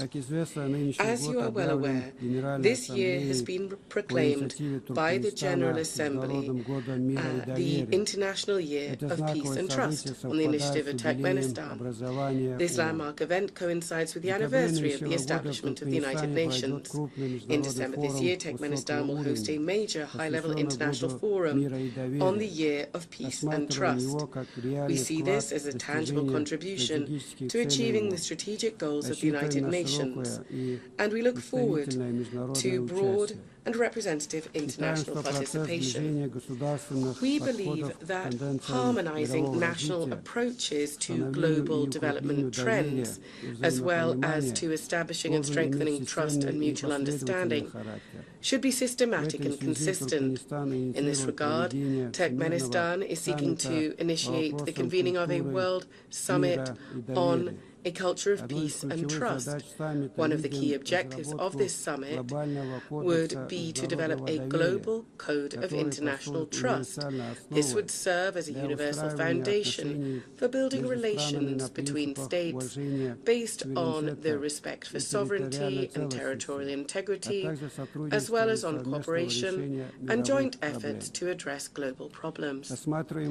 We believe that ensuring universal peace and mutual understanding is inseparable from the civilizational aspects of modern development and from the need to preserve and foster cultural and spiritual ties. In this context, Central Asia, which for centuries has played a clear role as a bridge spanning the civilizations of East and West, is now called upon to revive its historic mission. to become a space for dialogue, cooperation and the convergence of values and worldviews. Therefore, during this session, Turkmenistan will propose, in cooperation with the United Nations, an international forum to be held entitled Central Asia, a Space of Peaceful Coexistence. Countries of the region will participate, as well as other interested states and international institutions. Turkmenistan will also submit a draft resolution to the General Assembly on proclaiming an International Day of Mediation. This would emphasize the importance of diplomacy and neutral platforms in preventing and resolving conflicts. One of our country's priorities remains our active involvement in implementing the Sustainable Development Goals and in strengthening cooperation in key areas such as transport and energy. As Turkmenistan is one of the centers of multilateral dialogue on these issues, we will continue to contribute to establishing a fair, balanced, and inclusive international development system. During this session, Turkmenistan will initiate the proclamation of a United Nations Decade for Sustainable Transport for the period 2026-2035 and will submit the relevant draft resolution. We are convinced that this will help to consolidate the efforts of the international community in developing transport corridors, enhancing their sustainability and ensuring accessibility for all countries. Our country will also submit a draft resolution to the General Assembly entitled "The Key Role of Reliable and Stable Energy Connectivity in Ensuring Sustainable Development." At present, one of the priority issues on the development agenda is the digital transformation. We are convinced that this transformation must be balanced. It must reflect the realities and legitimate interests of all states, including the developing world, and also must be free from politicization and bias. In this regard, Turkmenistan intends to put forward an initiative to establish a world platform on digital integration. This to be based on the principles of equality, trust, and on preventing the use of information and communication technologies to harm peace, security, and sustainable development. During the 80th session, Turkmenistan will continue its work on environmental and climate issues. It will strive for them to be taken into consideration systematically, as they are basic components of ensuring security, and we will advocate for the establishment of multilateral mechanisms to monitor and respond to climate, environmental and man-made disasters. Turkmenistan will seek to bring about a regional center to combat desertification for Central Asian countries.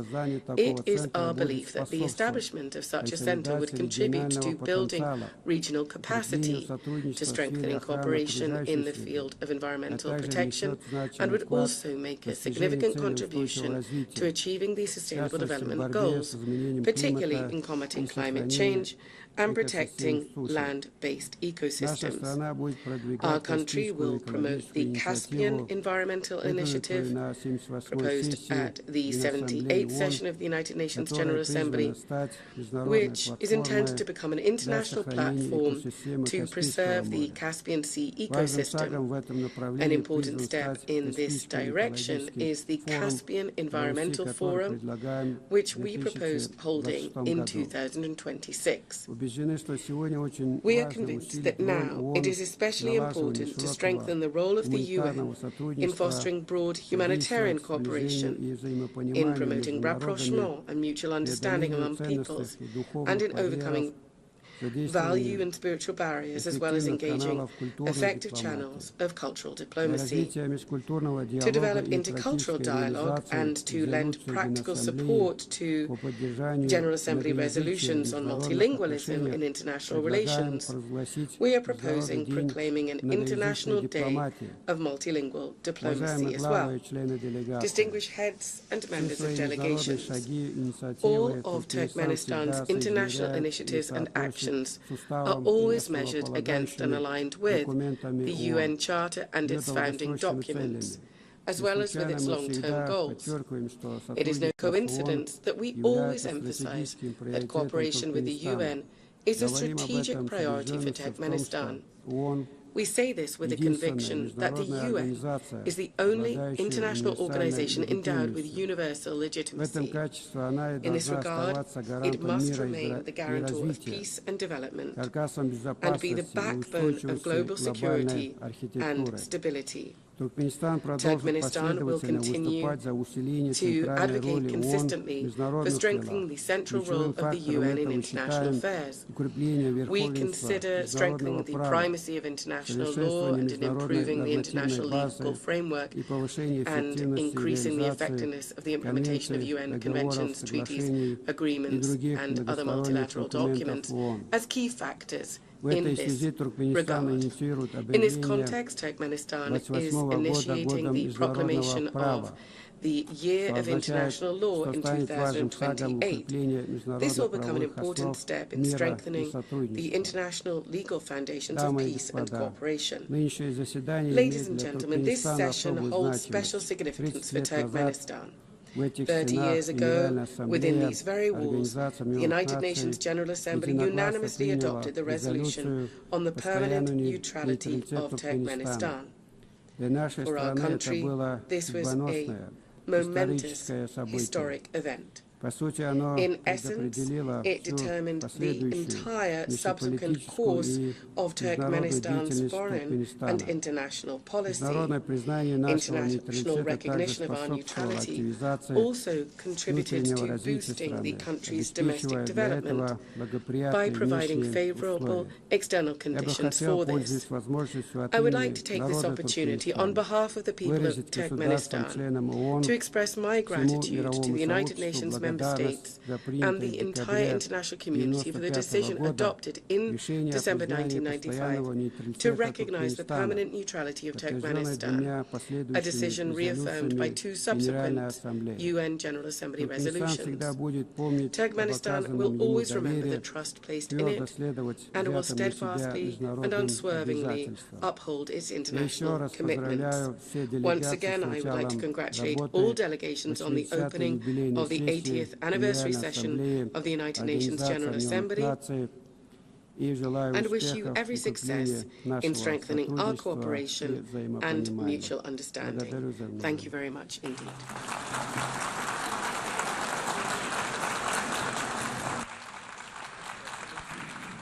On behalf of the Assembly, I wish to thank the President of Turkmenistan. The Assembly will hear an address by His Excellency Gabriel Boric Font, President of the Republic of Chile. I request protocol to escort His Excellency and invite him to address the Assembly.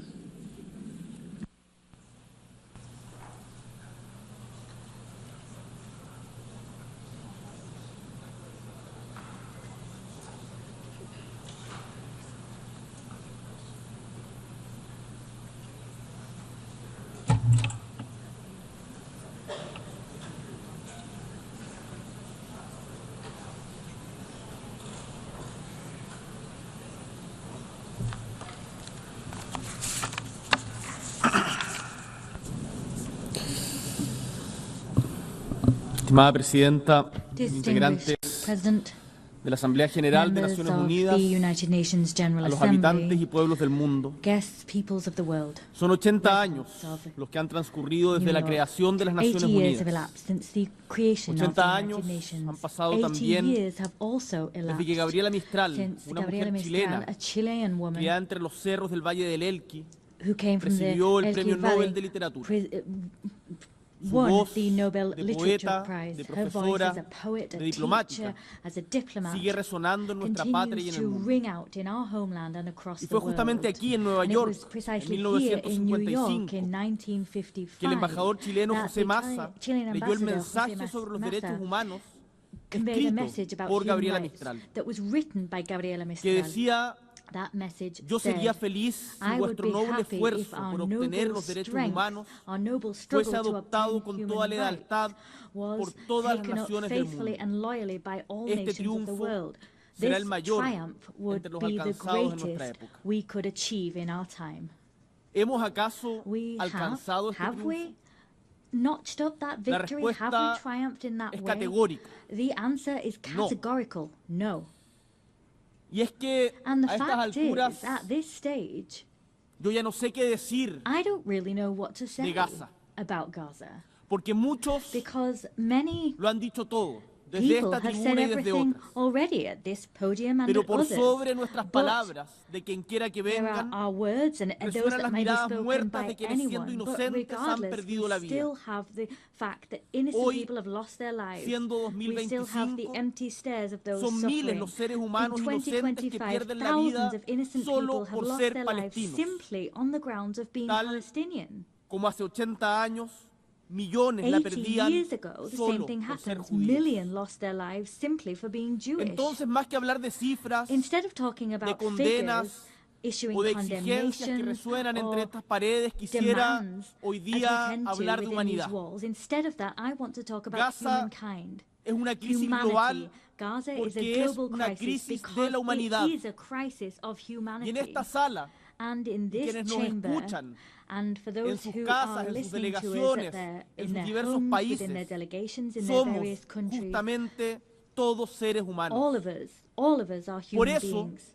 That's cuando what I'd like debajo de to los say. escombros So when under the rubble, niños y niñas, we have children, hay boys and un dolor girls lying genuino under that rubble. There en is nuestra genuine patria, pain and en grief in our homeland in y Chile. sé que es compartido And I know en la that gran that mayoría de los pain is países del shared by mundo. the vast majority of the Y uno de los world's problemas que nations. enfrentamos And one como of the humanidad problems we face es que as muchas humankind is veces that el often dolor engendra pain odio, engenders hatred. pero debemos enfrentarlo But we must y combatir face con up todas to nuestras fuerzas pain al odio. and that fact and combat hatred Transformar with all of our strength. las ansias de We odiar must en deseo de justicia, transform our no hacer desires to hate into ninguna a desire for concesión justice. a la We can't make violencia. any concessions to violence. Yo no quiero ver I a Netanyahu want to see destrozado por un misil junto a I su don't familia. want to see rather Netanyahu Quiero ver destroyed by a a missile Netanyahu side y a by los side with responsables his del family. I genocidio want contra to el see pueblo Netanyahu and palestino those responsible for the genocide enfrentados a un against the tribunal de Palestinian justicia people brought internacional. to the ICJ and other international courts. En otro contexto, In another context, looking la guerra en elsewhere, Ucrania the war también nos in violenta. Ukraine is also an affront Pero to us. It causes us pain. algunos se preguntarán But some people might ¿qué ask tiene que ver themselves, what's that got to do con Chile, lo que pasa with en un Chile? país que queda tan lejos What's y happening cuyo in idioma no Ukraine entendemos? got to do with Chile? They're so far Algunos apart, we don't understand their critican con language. nuestros Some people argumentos en nuestra patria. level those arguments against us in our Le homeland. respondemos que lo We mismo say back to them tenemos que ver that con la madre palestina acribillada cuando buscaba comida, we have to o con see el ourselves niño in the o people la in niña Palestine ucraniana that are raptada searching for hoy food. día en We Rusia. have to identify and De stand in nuevo, the shoes of tiene the que ver kidnapped porque children somos todos seres that have been humanos. taken away Y uno de los by motivos Russia. por We're los que nos all reunimos human aquí, beings, quizás el and one of the principal, reasons we come here es que and meet seguimos today teniendo fe together en la humanidad. is that we perhaps continue to have faith in Nuestros humankind. corazones That's principally no what brings us pueden, here. no Our podemos hearts permitir que cannot dejen de conmoverse frente al cannot dolor, cease to be moved frente a la necesidad by pain, de otro como nosotros. and we cannot cease to be moved Para by the ello needs of es que others justamente like nos hemos dado ourselves. It's for reglas, that reason that we have reglas que set son down avances rules, civilizatorios, rules productos which de are steps aprendizaje forward de for las más grandes civilizations, and they tragedias come que from the hemos lessons we've enfrentado learned como humanidad. from the major Y esas challenges we've reglas, y hay affronted que as decirlo, humankind, and these desde rules, esta we should tribuna y say this actuar loud and clear desde from esta this instancia rostrum hoy and no se take están action respetando. here. These principles, these values Porque are not digámoslo being con fuerza, respected. Let's say that loud no and está clear. bien It's not invitar a okay negociar to invite people to a un negotiate país neutral y asesinar a tu contraparte violando la soberanía de ese país como se hizo en Doha, Qatar. to negotiate and then No está bien assassinate bombardear someone las that's helping instalaciones nucleares de un negotiations. That's what país, happens tal in como with ayer Qatar. tampoco We estaba can't bien bomb the invadir nuclear Irak facilities of another argumentando armas de country. We destrucción can't masiva que no invade existían. countries like Iraq saying that there are No weapons of está mass destruction bien that don't exist. That's not invadir okay. un país It's not soberano okay como to Ucrania invade a y sovereign después country like imponer una Ukraine negociación negociación sobre hechos consumados y que todos nos resignemos sin más a ello. Como nos recordaba el escritor francés Albert Camus a propósito de la experiencia de la Segunda Guerra Mundial, si no creemos en nada, si nada tiene sentido y no podemos invocar ningún valor, entonces todo está permitido. No hay ni bien ni mal, nada tiene importancia. Entonces, si aceptáramos aquello, tendríamos que admitir que la razón solo está del lado del que tiene éxito, y la regla con la que evaluamos la humanidad sería solo la de la eficacia, o sea, la ley del más fuerte. Quiero decirles que en última instancia, este razonamiento es la justificación del asesinato. En un mundo así, la vida de un hombre o de una mujer o de sus hijos dependerá siempre del azar o de una benevolencia o maleficencia arbitraria.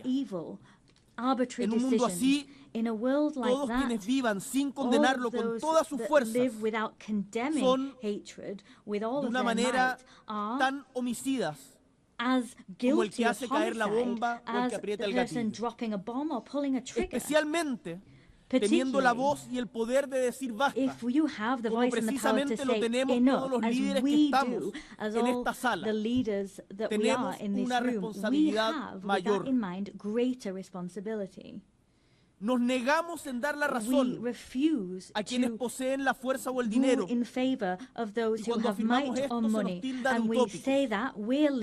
Pero ¿qué es la historia sino un permanente viaje utópico? Habrá quienes prefieran solo emprender las tareas que dan resultado en el corto plazo. Pero por lo general, los atajos conducen a precipicios. Y es que no hace falta tener éxito en el sentido en que se entiende el éxito hoy, al menos en el mundo occidental, para seguir luchando por un mundo más justo. Porque sabemos que justamente esta porfía que compartimos, la que ha permitido cambiar el mundo para que haya más justicia, más libertad, más igualdad, más inclusión, más solidaridad. Por eso, estimados y estimadas, cuando se nos invita a la sumisión, cuando se afirma que la inteligencia está de más, cuando quieran demostrarnos, como han hecho algunos desde este podio, que se puede mentir para sacar ventaja, digámosle que no. No cedamos a la astucia, ni a la violencia, ni a la pasividad. Yo puedo y debo respetar a quien le guste más el color azul que el rojo, a quien profese una fe distinta a la mía, a quien crea que es mejor aumentar o disminuir impuestos según las circunstancias. En el fondo, puedo y debo respetar la diversidad de opiniones. Pero a la vez que respeto la diversidad de la opinión de quien piensa distinto, enfrento la insolencia de quien miente, más aún cuando aquella persona es consciente de ello. Por ejemplo, se ha afirmado en este mismo podio hoy día que no hay tal cosa como el calentamiento global. Esa no es una opinión, es una mentira. Y las mentiras debemos combatirlas. Podemos, por cierto, discutir cuáles son las mejores formas de enfrentar el calentamiento global o quiénes son más responsables que otros, pero no podemos negarlo. Podemos discutir cómo los nazis llegaron a gobernar parte importante de Europa, pero no podemos negar el Holocausto. Podemos estudiar los efectos secundarios de una vacuna, pero no podemos afirmar sin pruebas que las vacunas provocan autismo. El mundo necesita un verdadero diálogo. diálogo entre distintos, entre quienes tienen visiones diferentes del mundo. Para eso justamente fueron creadas estas Naciones Unidas, para dialogar y decidir que la barbarie no es aceptable, que los derechos humanos se deben respetar sin importar ideologías ni de víctimas ni de victimarios, que el derecho internacional es la garantía de que primará siempre la razón por sobre la fuerza. El opuesto a ese diálogo es la mentira y el silencio. Y ambos nos llevan a la soledad más profunda. Entonces, ¿cuál es nuestra tarea hoy? Trazar y caminar hacia el futuro que queremos como humanidad y trabajar por unas Naciones Unidas que nos lleven esa senda. Desde Chile nos moviliza justamente esa visión compartida en torno a la democracia, a los derechos humanos, a la justicia social, la equidad, el respeto irrestricto a la libertad de expresión, la acción climática, todos estos que se levantan como pilares de esperanza y acción para recorrer los tiempos difíciles que enfrentamos. Hoy, el mundo necesita voces fuertes y claras que defiendan el compromiso de democracia siempre, sin matices, sin excusas. Por ello, esta semana hemos convocado junto a Brasil, España y Uruguay y Colombia al segundo encuentro por la defensa de la democracia, un esfuerzo colectivo que partió justamente aquí en la ONU hace un año. Queremos construir puentes para poder identificar cuáles son las falencias de la democracia, buscar formas de corregirlas y de mejorar la calidad de vida de nuestros pueblos. No nos contentamos con apuntar lo que no nos gusta del mundo. No nos contentamos con decir esto no nos representa. Queremos proponer y defender en positivo lo que sí creemos. Dicho lo anterior, me gustaría detenerme brevemente en un tema particular. Vengo de Chile, que es un país tricontinental, que tiene un íntimo vínculo con el océano. Tenemos más de 7.600 kilómetros de costa. Y como país que mira el océano, estamos orgullosos de haber sido el primero de América y el segundo del mundo en ratificar el acuerdo BBNJ para ampliar la gobernanza oceánica más allá de las áreas jurisdiccionales, que además en las pasadas semanas cumplió con las 60 ratificaciones para que entre en vigor, y por lo tanto su primera conferencia de las partes deberá celebrarse el próximo año. Ojalá, esperamos, en los primeros meses.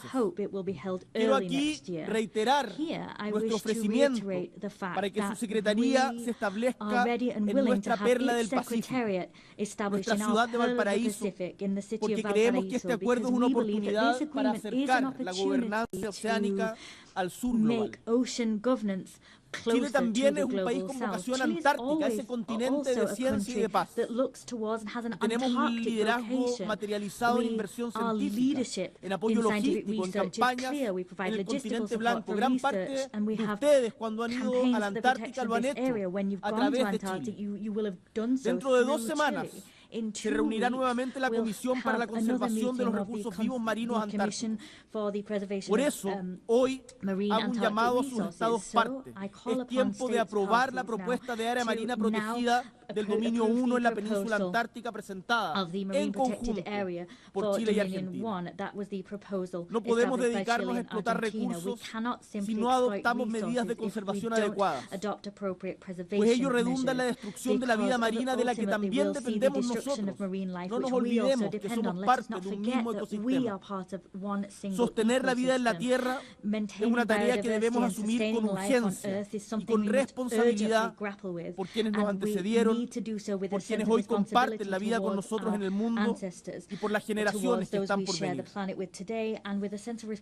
Estimados y estimadas, En este escenario de tensiones, de conflictos prolongados, de crisis climática y crisis humanitaria, el proceso de selección y nominación de quien sea secretario general de las Naciones Unidas adquiere una relevancia especial. Llego a esta asamblea convencido de que siempre, incluso en las condiciones y circunstancias más adversas, hay espacio para actuar de forma lúcida, colectiva, transformadora, humanitaria, que nunca la tragedia humana es inevitable. No vamos a renunciar a la esperanza de que los cambios en el mundo que las Naciones Unidas requieren puedan suceder, porque justamente depende de nosotros. Quiero decirles que el equilibrio regional debe ser respetado en este proceso. Este es el tiempo de América Latina y el Caribe. Somos una región sin guerras, con una rica tradición diplomática, forjadora de consensos y un compromiso inquebrantable con la Carta de Naciones Unidas desde su fundación. Enfrentar el desequilibrio histórico de género en las Naciones Unidas, en donde nunca un secretario general ha sido mujer, es también un tema pendiente. 80 años de historia sin que una mujer haya sido la secretaria general de las Naciones Unidas. La ONU debe reflejar los avances del mundo y reconocer que una mujer al mando no es solo símbolo de equidad, sino que representa y hace realidad que la mujer, siendo la mitad de la población, más de la mitad de la población, puede ocupar todos los espacios del mundo y que ningún espacio le está vetado. Chile quiere contribuir activamente a este esfuerzo colectivo. Y por ello es para mí un tremendo honor anunciar desde aquí que Chile nominará a nuestra expresidenta Michelle Bachelet Jeria como candidata a la Secretaría General de Naciones Unidas, que además nos está acompañando en esta sesión. Michelle Bachelet no solo es una figura ampliamente conocida y respetada en el ámbito global. Es una mujer con una biografía profundamente coherente con los valores que inspiran esta organización. Ha sido jefa de Estado de Chile en 2 ocasiones, por cierto, la primera mujer. Fue también ministra de Salud y de Defensa. Fue directora ejecutiva de ONU Mujeres y también alta comisionada de las Naciones Unidas para los Derechos Humanos. Michelle Bachelet ha gobernado, ha negociado, ha sanado y ha escuchado. Su trayectoria vital combina la empatía con la firmeza, la experiencia con la apertura, y todas ellas con la capacidad ejecutiva de decidir, de hacer. En tiempos de fragmentación y desconfianza, tengo la convicción, y sé que esto es compartido en mi país, que Michelle Bachelet representa una figura capaz de tender puentes entre el norte y el sur, entre Oriente y Occidente, entre la urgencia de las soluciones y la defensa de los principios. Con su liderazgo, las Naciones Unidas podrán recuperar credibilidad, eficacia y propósito frente a los desafíos de nuestro tiempo, trabajando, por cierto, sobre el legado de Antonio Guterres, que me consta ha dado lo mejor de sí por la dignidad de la humanidad toda desde este instituto. Con humildad y convicción, desde Chile, presentamos esta candidatura con la certeza de que Michelle Bachelet puede contribuir de manera decisiva a hacer de Naciones Unidas una vez más un espacio de encuentro, de soluciones y de esperanza activa para el mundo entero. Estimados y estimadas, son 80 años. Miramos estas décadas y apreciamos los enormes avances que ha tenido la gobernanza internacional. Pese a los desastres que enfrentamos, podemos decir también que hemos avanzado. Pero también nos atenaza la sensación de que estos avances están en peligro. ¿Quiénes serán los que tracen los mapas del futuro? Queremos creer que no serán los que agreden, los que descreen y debilitan a las instituciones multilaterales, assaults on multilateral institutions and eroding their credibility. We don't want them to be those who humiliate the weak. We want all peoples together to draw the maps of the future. Together we represent all of those people, and together we will trace out clear maps so that we have not only a possible and viable future, but one that is full of dignity for everyone and respects them. And to achieve that goal, this organization, let us remember the organization that was built on the ashes of the Second World War after the failure of the League of Nations. This organization is crucial, and renewing it, changing it, reforming it is an urgent need. So, as a renewed organization, but one with the same purpose, it will be an organization that everyone works together in. The words of Victor Jara, that great Chilean singer, great Chilean artist, he talked about this great love of earth which has helped us to live. He loved peace, to enjoy life, love and freedom for everybody. He talked about those things so that his children could exist, his city could exist, and his people could exist. Let us, distinguished colleagues, move together, free and equal, similar and different. Let us walk along this shared path of seeking truth, justice, happiness, and justice. I thank you.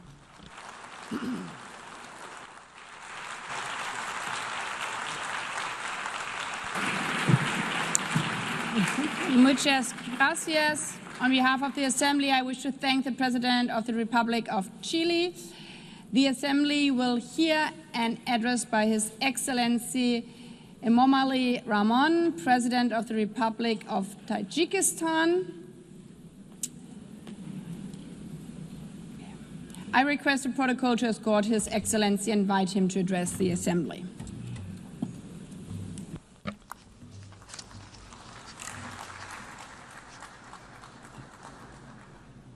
Your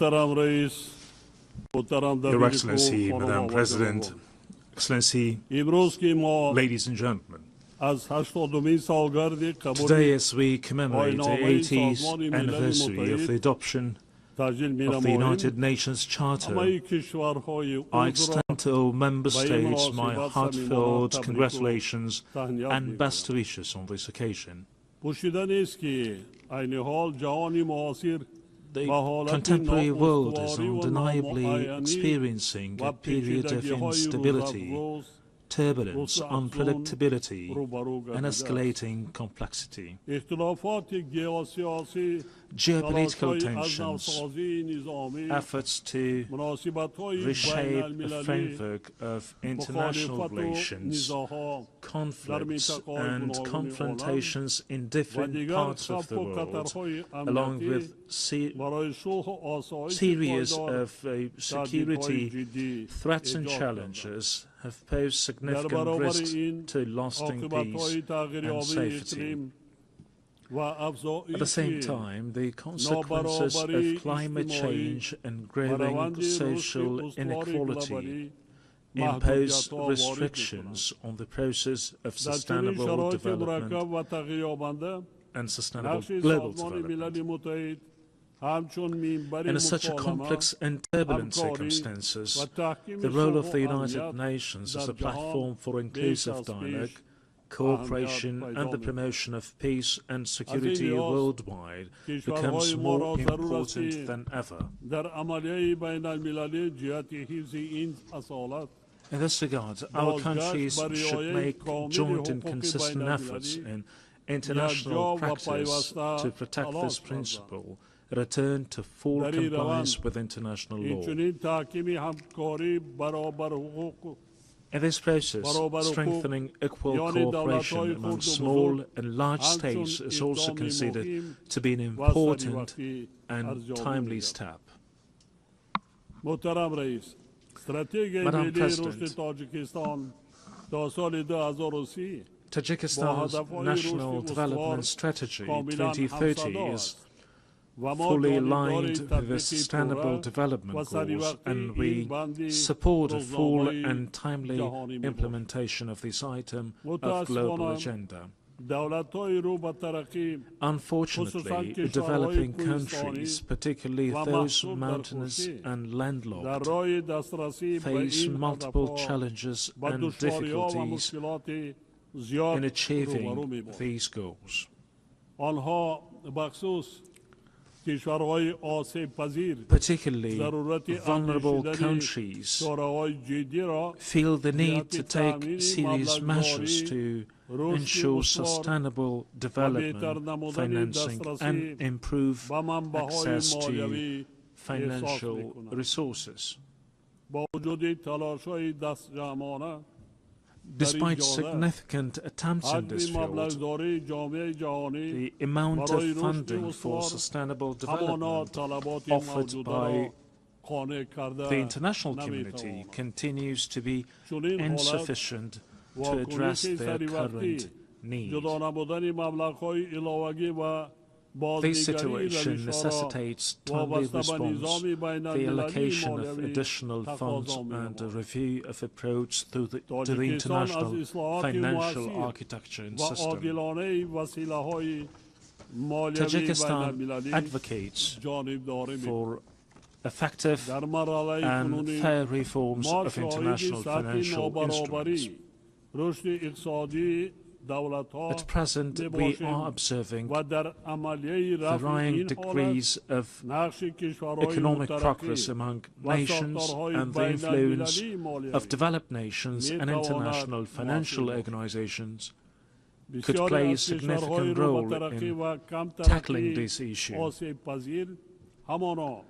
Many developing and less developed countries remain vulnerable to the impacts of economic and financial crisis, poverty, infectious diseases, including COVID, natural disasters, and food insecurity.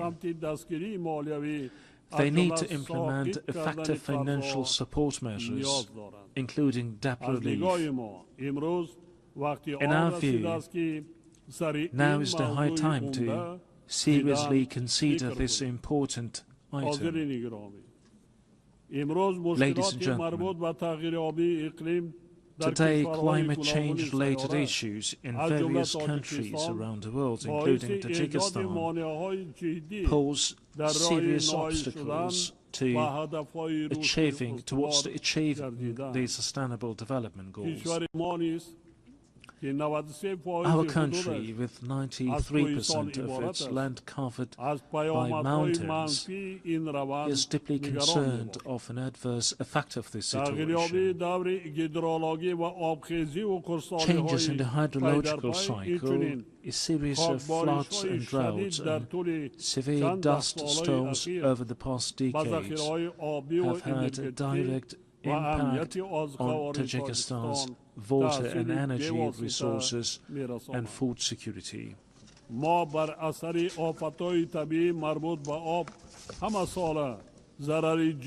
Every year we suffer tremendous material and financial losses due to water-related natural disasters. Regrettably, these phenomena often result in loss of life and the destruction of vital infrastructure. The impacts of climate change and rising temperatures have led to accelerated melting of glaciers and the deterioration of marine and ocean ecosystems. I would like to recall that Tajikistan hosted the high-level International Conference on Glaciers Preservation this summer in Dushanbe. This meeting brought the international community together to intensely deliberate on issues related to the cryosphere. It is worth noting that of Tajikistan's 14,000 glaciers, which are one of the region's main sources of drinking water, more than 1,300 300 have completely melted, and the rate of melting of these ices is accelerating. This is even though Tajikistan's glaciers and other water sources account for up to 60% of St. Lucia's water resources. We must not remain indifferent to the matter of addressing issues related to the source of human life, water. Distinguished delegates, ladies and gentlemen, Tajikistan plays a proactive role in water diplomacy. Our country is taking practical steps in cooperation with its international partners as a part of its latest initiative, the International Decade for Action Water for Sustainable Development 2018-2028.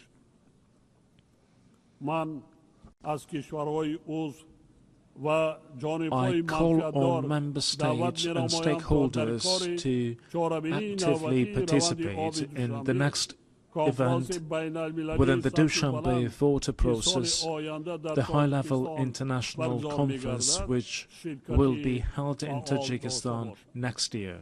This event will undoubtedly give a new impetus to our continued joint efforts within the framework of the Water Action Agenda. We are confident that it will also serve as a solid foundation for preparations for the 2028 United Nations Water Conference in Dushanbe. Madam President, strong institutions and legal literacy are the ground of a just and stable society. Today, the international community is witnessing disrespect for and violation of international law, which is the foundation of order, peace, and stability throughout the world. We emphasize the need for strict adherence to international law and the resolution of all disputes and disagreements within the framework of the law. Being deeply aware of this reality, Tajikistan proposes that the United Nations General Assembly considers proclaiming an International Year of Legal Literacy. We call on all member states to join this initiative and strengthen the global culture of transparency and justice. Ladies and gentlemen, the rapid adoption of digital technologies and the effective use of artificial intelligence can noticeably contribute to the achievement of the Sustainable Development Goals. I would like to extend my profound gratitude to all member states for their unwavering support of Tajikistan's proposal to adopt a special resolution entitled The Role of Artificial Intelligence in Creating New Opportunities for Sustainable Development in St. Lucia. I'm confident that the resolution adopted by the General Assembly on July 25th of this year will serve as a key instrument for the safe and equitable use of artificial intelligence in our region. We, in this context, consider the establishment of a regional Center for Artificial Intelligence in Dushanbe to be favorable. This center would undoubtedly facilitate an implementation of joint initiatives and projects among Central Asian countries in the field of artificial intelligence. It is worth noting that, along with the improvement of digital technologies, a number of new security threats, particularly cybercrime, is also growing. We therefore emphasize that cybersecurity must be an important component of collective security. It is evident that, along with cybercrime, terrorism, extremism, illegal weapons smuggling, drug trafficking, and other forms of transnational organized crime continue to pose a serious threat to the global security. Tajikistan supports the further expansion of international cooperation on global security within the framework of the Dushanbe counter-terrorism process. We are determined and willing to establish constructive interaction within these processes with international organizations and the UN member states to even more enhance efforts to counter the aforementioned threats and security risks. We believe that relevant UN agencies, in particular the Office of Counterterrorism, can make an effective contribution to the comprehensive implementation of global counterterrorism strategies and programs and strengthen their support to all member states in this area. Distinguished participants, Tajikistan gives full support of the resolution of all disputes and conflicts through political and diplomatic means. We must redouble our efforts to enduring, lasting and comprehensive peace based on international law. A year ago, from this podium, I proposed considering a special United Nations resolution proclaiming a decade of promotion of peace for future generations. A year later, the adoption of such a resolution has become even more pressing. In today's complex and volatile world, this initiative will create conditions for international cooperation to achieve lasting peace. I call on all UN member states to support this proposal for the sake of our current stability and a better and prosperous life for the generations to come. Ladies and gentlemen, we emphasize our principled, invariable position on the Palestinian issue. We believe that lasting peace in the Middle East is possible only through the implementation of the United Nations resolutions and the principle of the two-state solution. In this regard, we recall the need to resolve this issue exclusively through negotiations and diplomatic means in accordance with the international law, particularly the Charter of the United Nations. We call for a lasting ceasefire in Gaza and access to humanitarian aid. Tajikistan also supports peace and stability, overall security and socio-economic development in neighboring Afghanistan. We are ready to render our full assistance in these processes and in this regard call on the international community to provide humanitarian assistance, especially to regions affected by drought and recent severe earthquakes. Distinguished participants,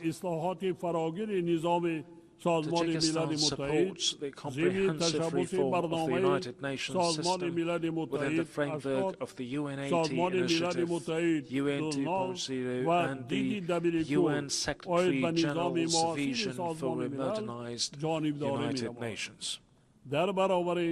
At the same time, we welcome the Pact for the Future as an important collective initiative to promote peace and sustainable development. These initiatives embody shared aspirations and will of the international community to respond to modern threats and challenges and build a solid foundation for future generations. We reiterate the need to strengthen the key and coordinating role of the United Nations in ensuring inclusive peace and security. Only with trust, cooperation and unwavering determination we can build a just, peaceful and sustainable future for all humanity. Tajikistan stands ready to cooperate with partner countries and all United Nations member states in achieving these noble goals and addressing other pressing issues on the global agenda. I thank you for your attention.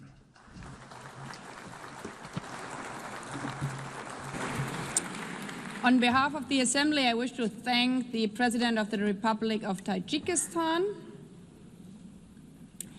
The Assembly will hear an address by His Excellency Joseph Aoun, President of the Lebanese Republic. I request protocol to escort His Excellency and invite him to address the Assembly.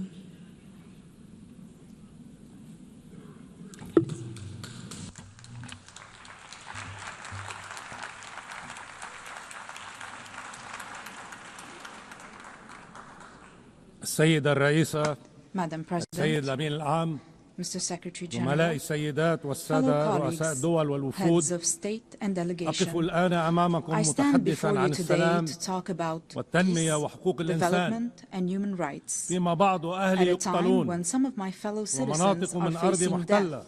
Parts of my country ووطني are under وشعبي occupation, معلقان and بين while الحياة my والموت. homeland and my people live in تعيدني هذه uncertainty. الدوامة This situation 77 takes me عاما في back some الزمن 77 years إلى ago لجنة صياغة to the الإعلان drafting العالمي committee of the Universal لحقوق Declaration الإنسان of Human عام Rights in 1948 1948.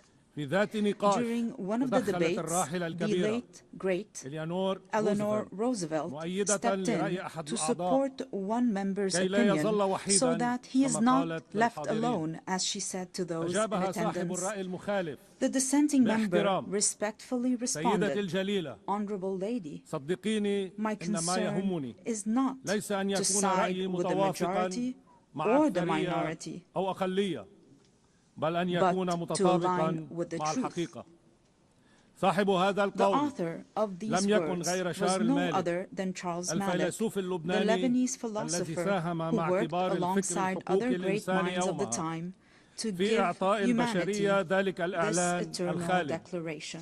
والذي أعطي He was شرف also رئاسة granted هذه the honor الجمعية of الموقرة presiding over this بين عامي august assembly from 1958 1958 to و 1959 1959 to ممثلا لبلاد represent my لبنان. country, Lebanon. السيدة الرئيسة Madam السيد الأمين President, العام Mr. Secretary زملاء General, السيدات والسادة colleagues, ladies and gentlemen, أستذكر هذه I الواقعة recall اليوم this incident today, أولا first, لأعبر to عن express إحساسي my بالشرف profound الكبير sense of pride and وبالمسؤولية my الأكبر heightened sense وأنا of أقف responsibility أمامكم as للمرة I الأولى stand before you today رئيسا for the للبنان first time in وفي my السنة capacity as 80 President من of تاريخ Lebanon هذه on the المنظمة 80th العظيمة. anniversary of this great وثانيا organization. لأن Second, دورتنا هذه because our مخصصة للبحث session في العلاقات focuses on المتلازمة examining بين the ثلاث inherent فصائل relationship فضاء between البشرية three human السلام virtues, والتنمية peace, وحقوق development, and الإنسان human rights, وبينها كلها and between وطني these لبنان. three virtues and my country, فلقد Lebanon. علمتني التجربة The اللبنانية Lebanese experience, كما تجارب alongside منطقتنا lessons from our والعالم region and the world, لأن لا have تنمية shown بلا سلام that there can be no development فلا without نمو في peace, الفوضى for growth cannot ولا take ازدهار place وسط within الصراعات chaos, والحروب and prosperity cannot be والسلام هو achieved amid التربة الوحيدة conflicts and الصالحة wars. Peace لثمار is the التنمية. only foundation for وعلمتنا development. التجارب نفسها Experience has taught us بأنه كما لا that تنمية بلا سلام just as there is no أيضاً development لا without سلام peace, there can be بلا no عدالة peace without justice, ولا and عدالة no بلا حقوق justice الإنسان without human rights, وفي طليعتها particularly الحق في the الحياة right to بكرامة live in dignity. فبلا كرامة Without dignity, لا شيء في الأرض peace إلا سلام becomes القبور an illusion, ولا نمو and the إلا only للفقر growth will be in والتخلف poverty, والعنف underdevelopment, والدم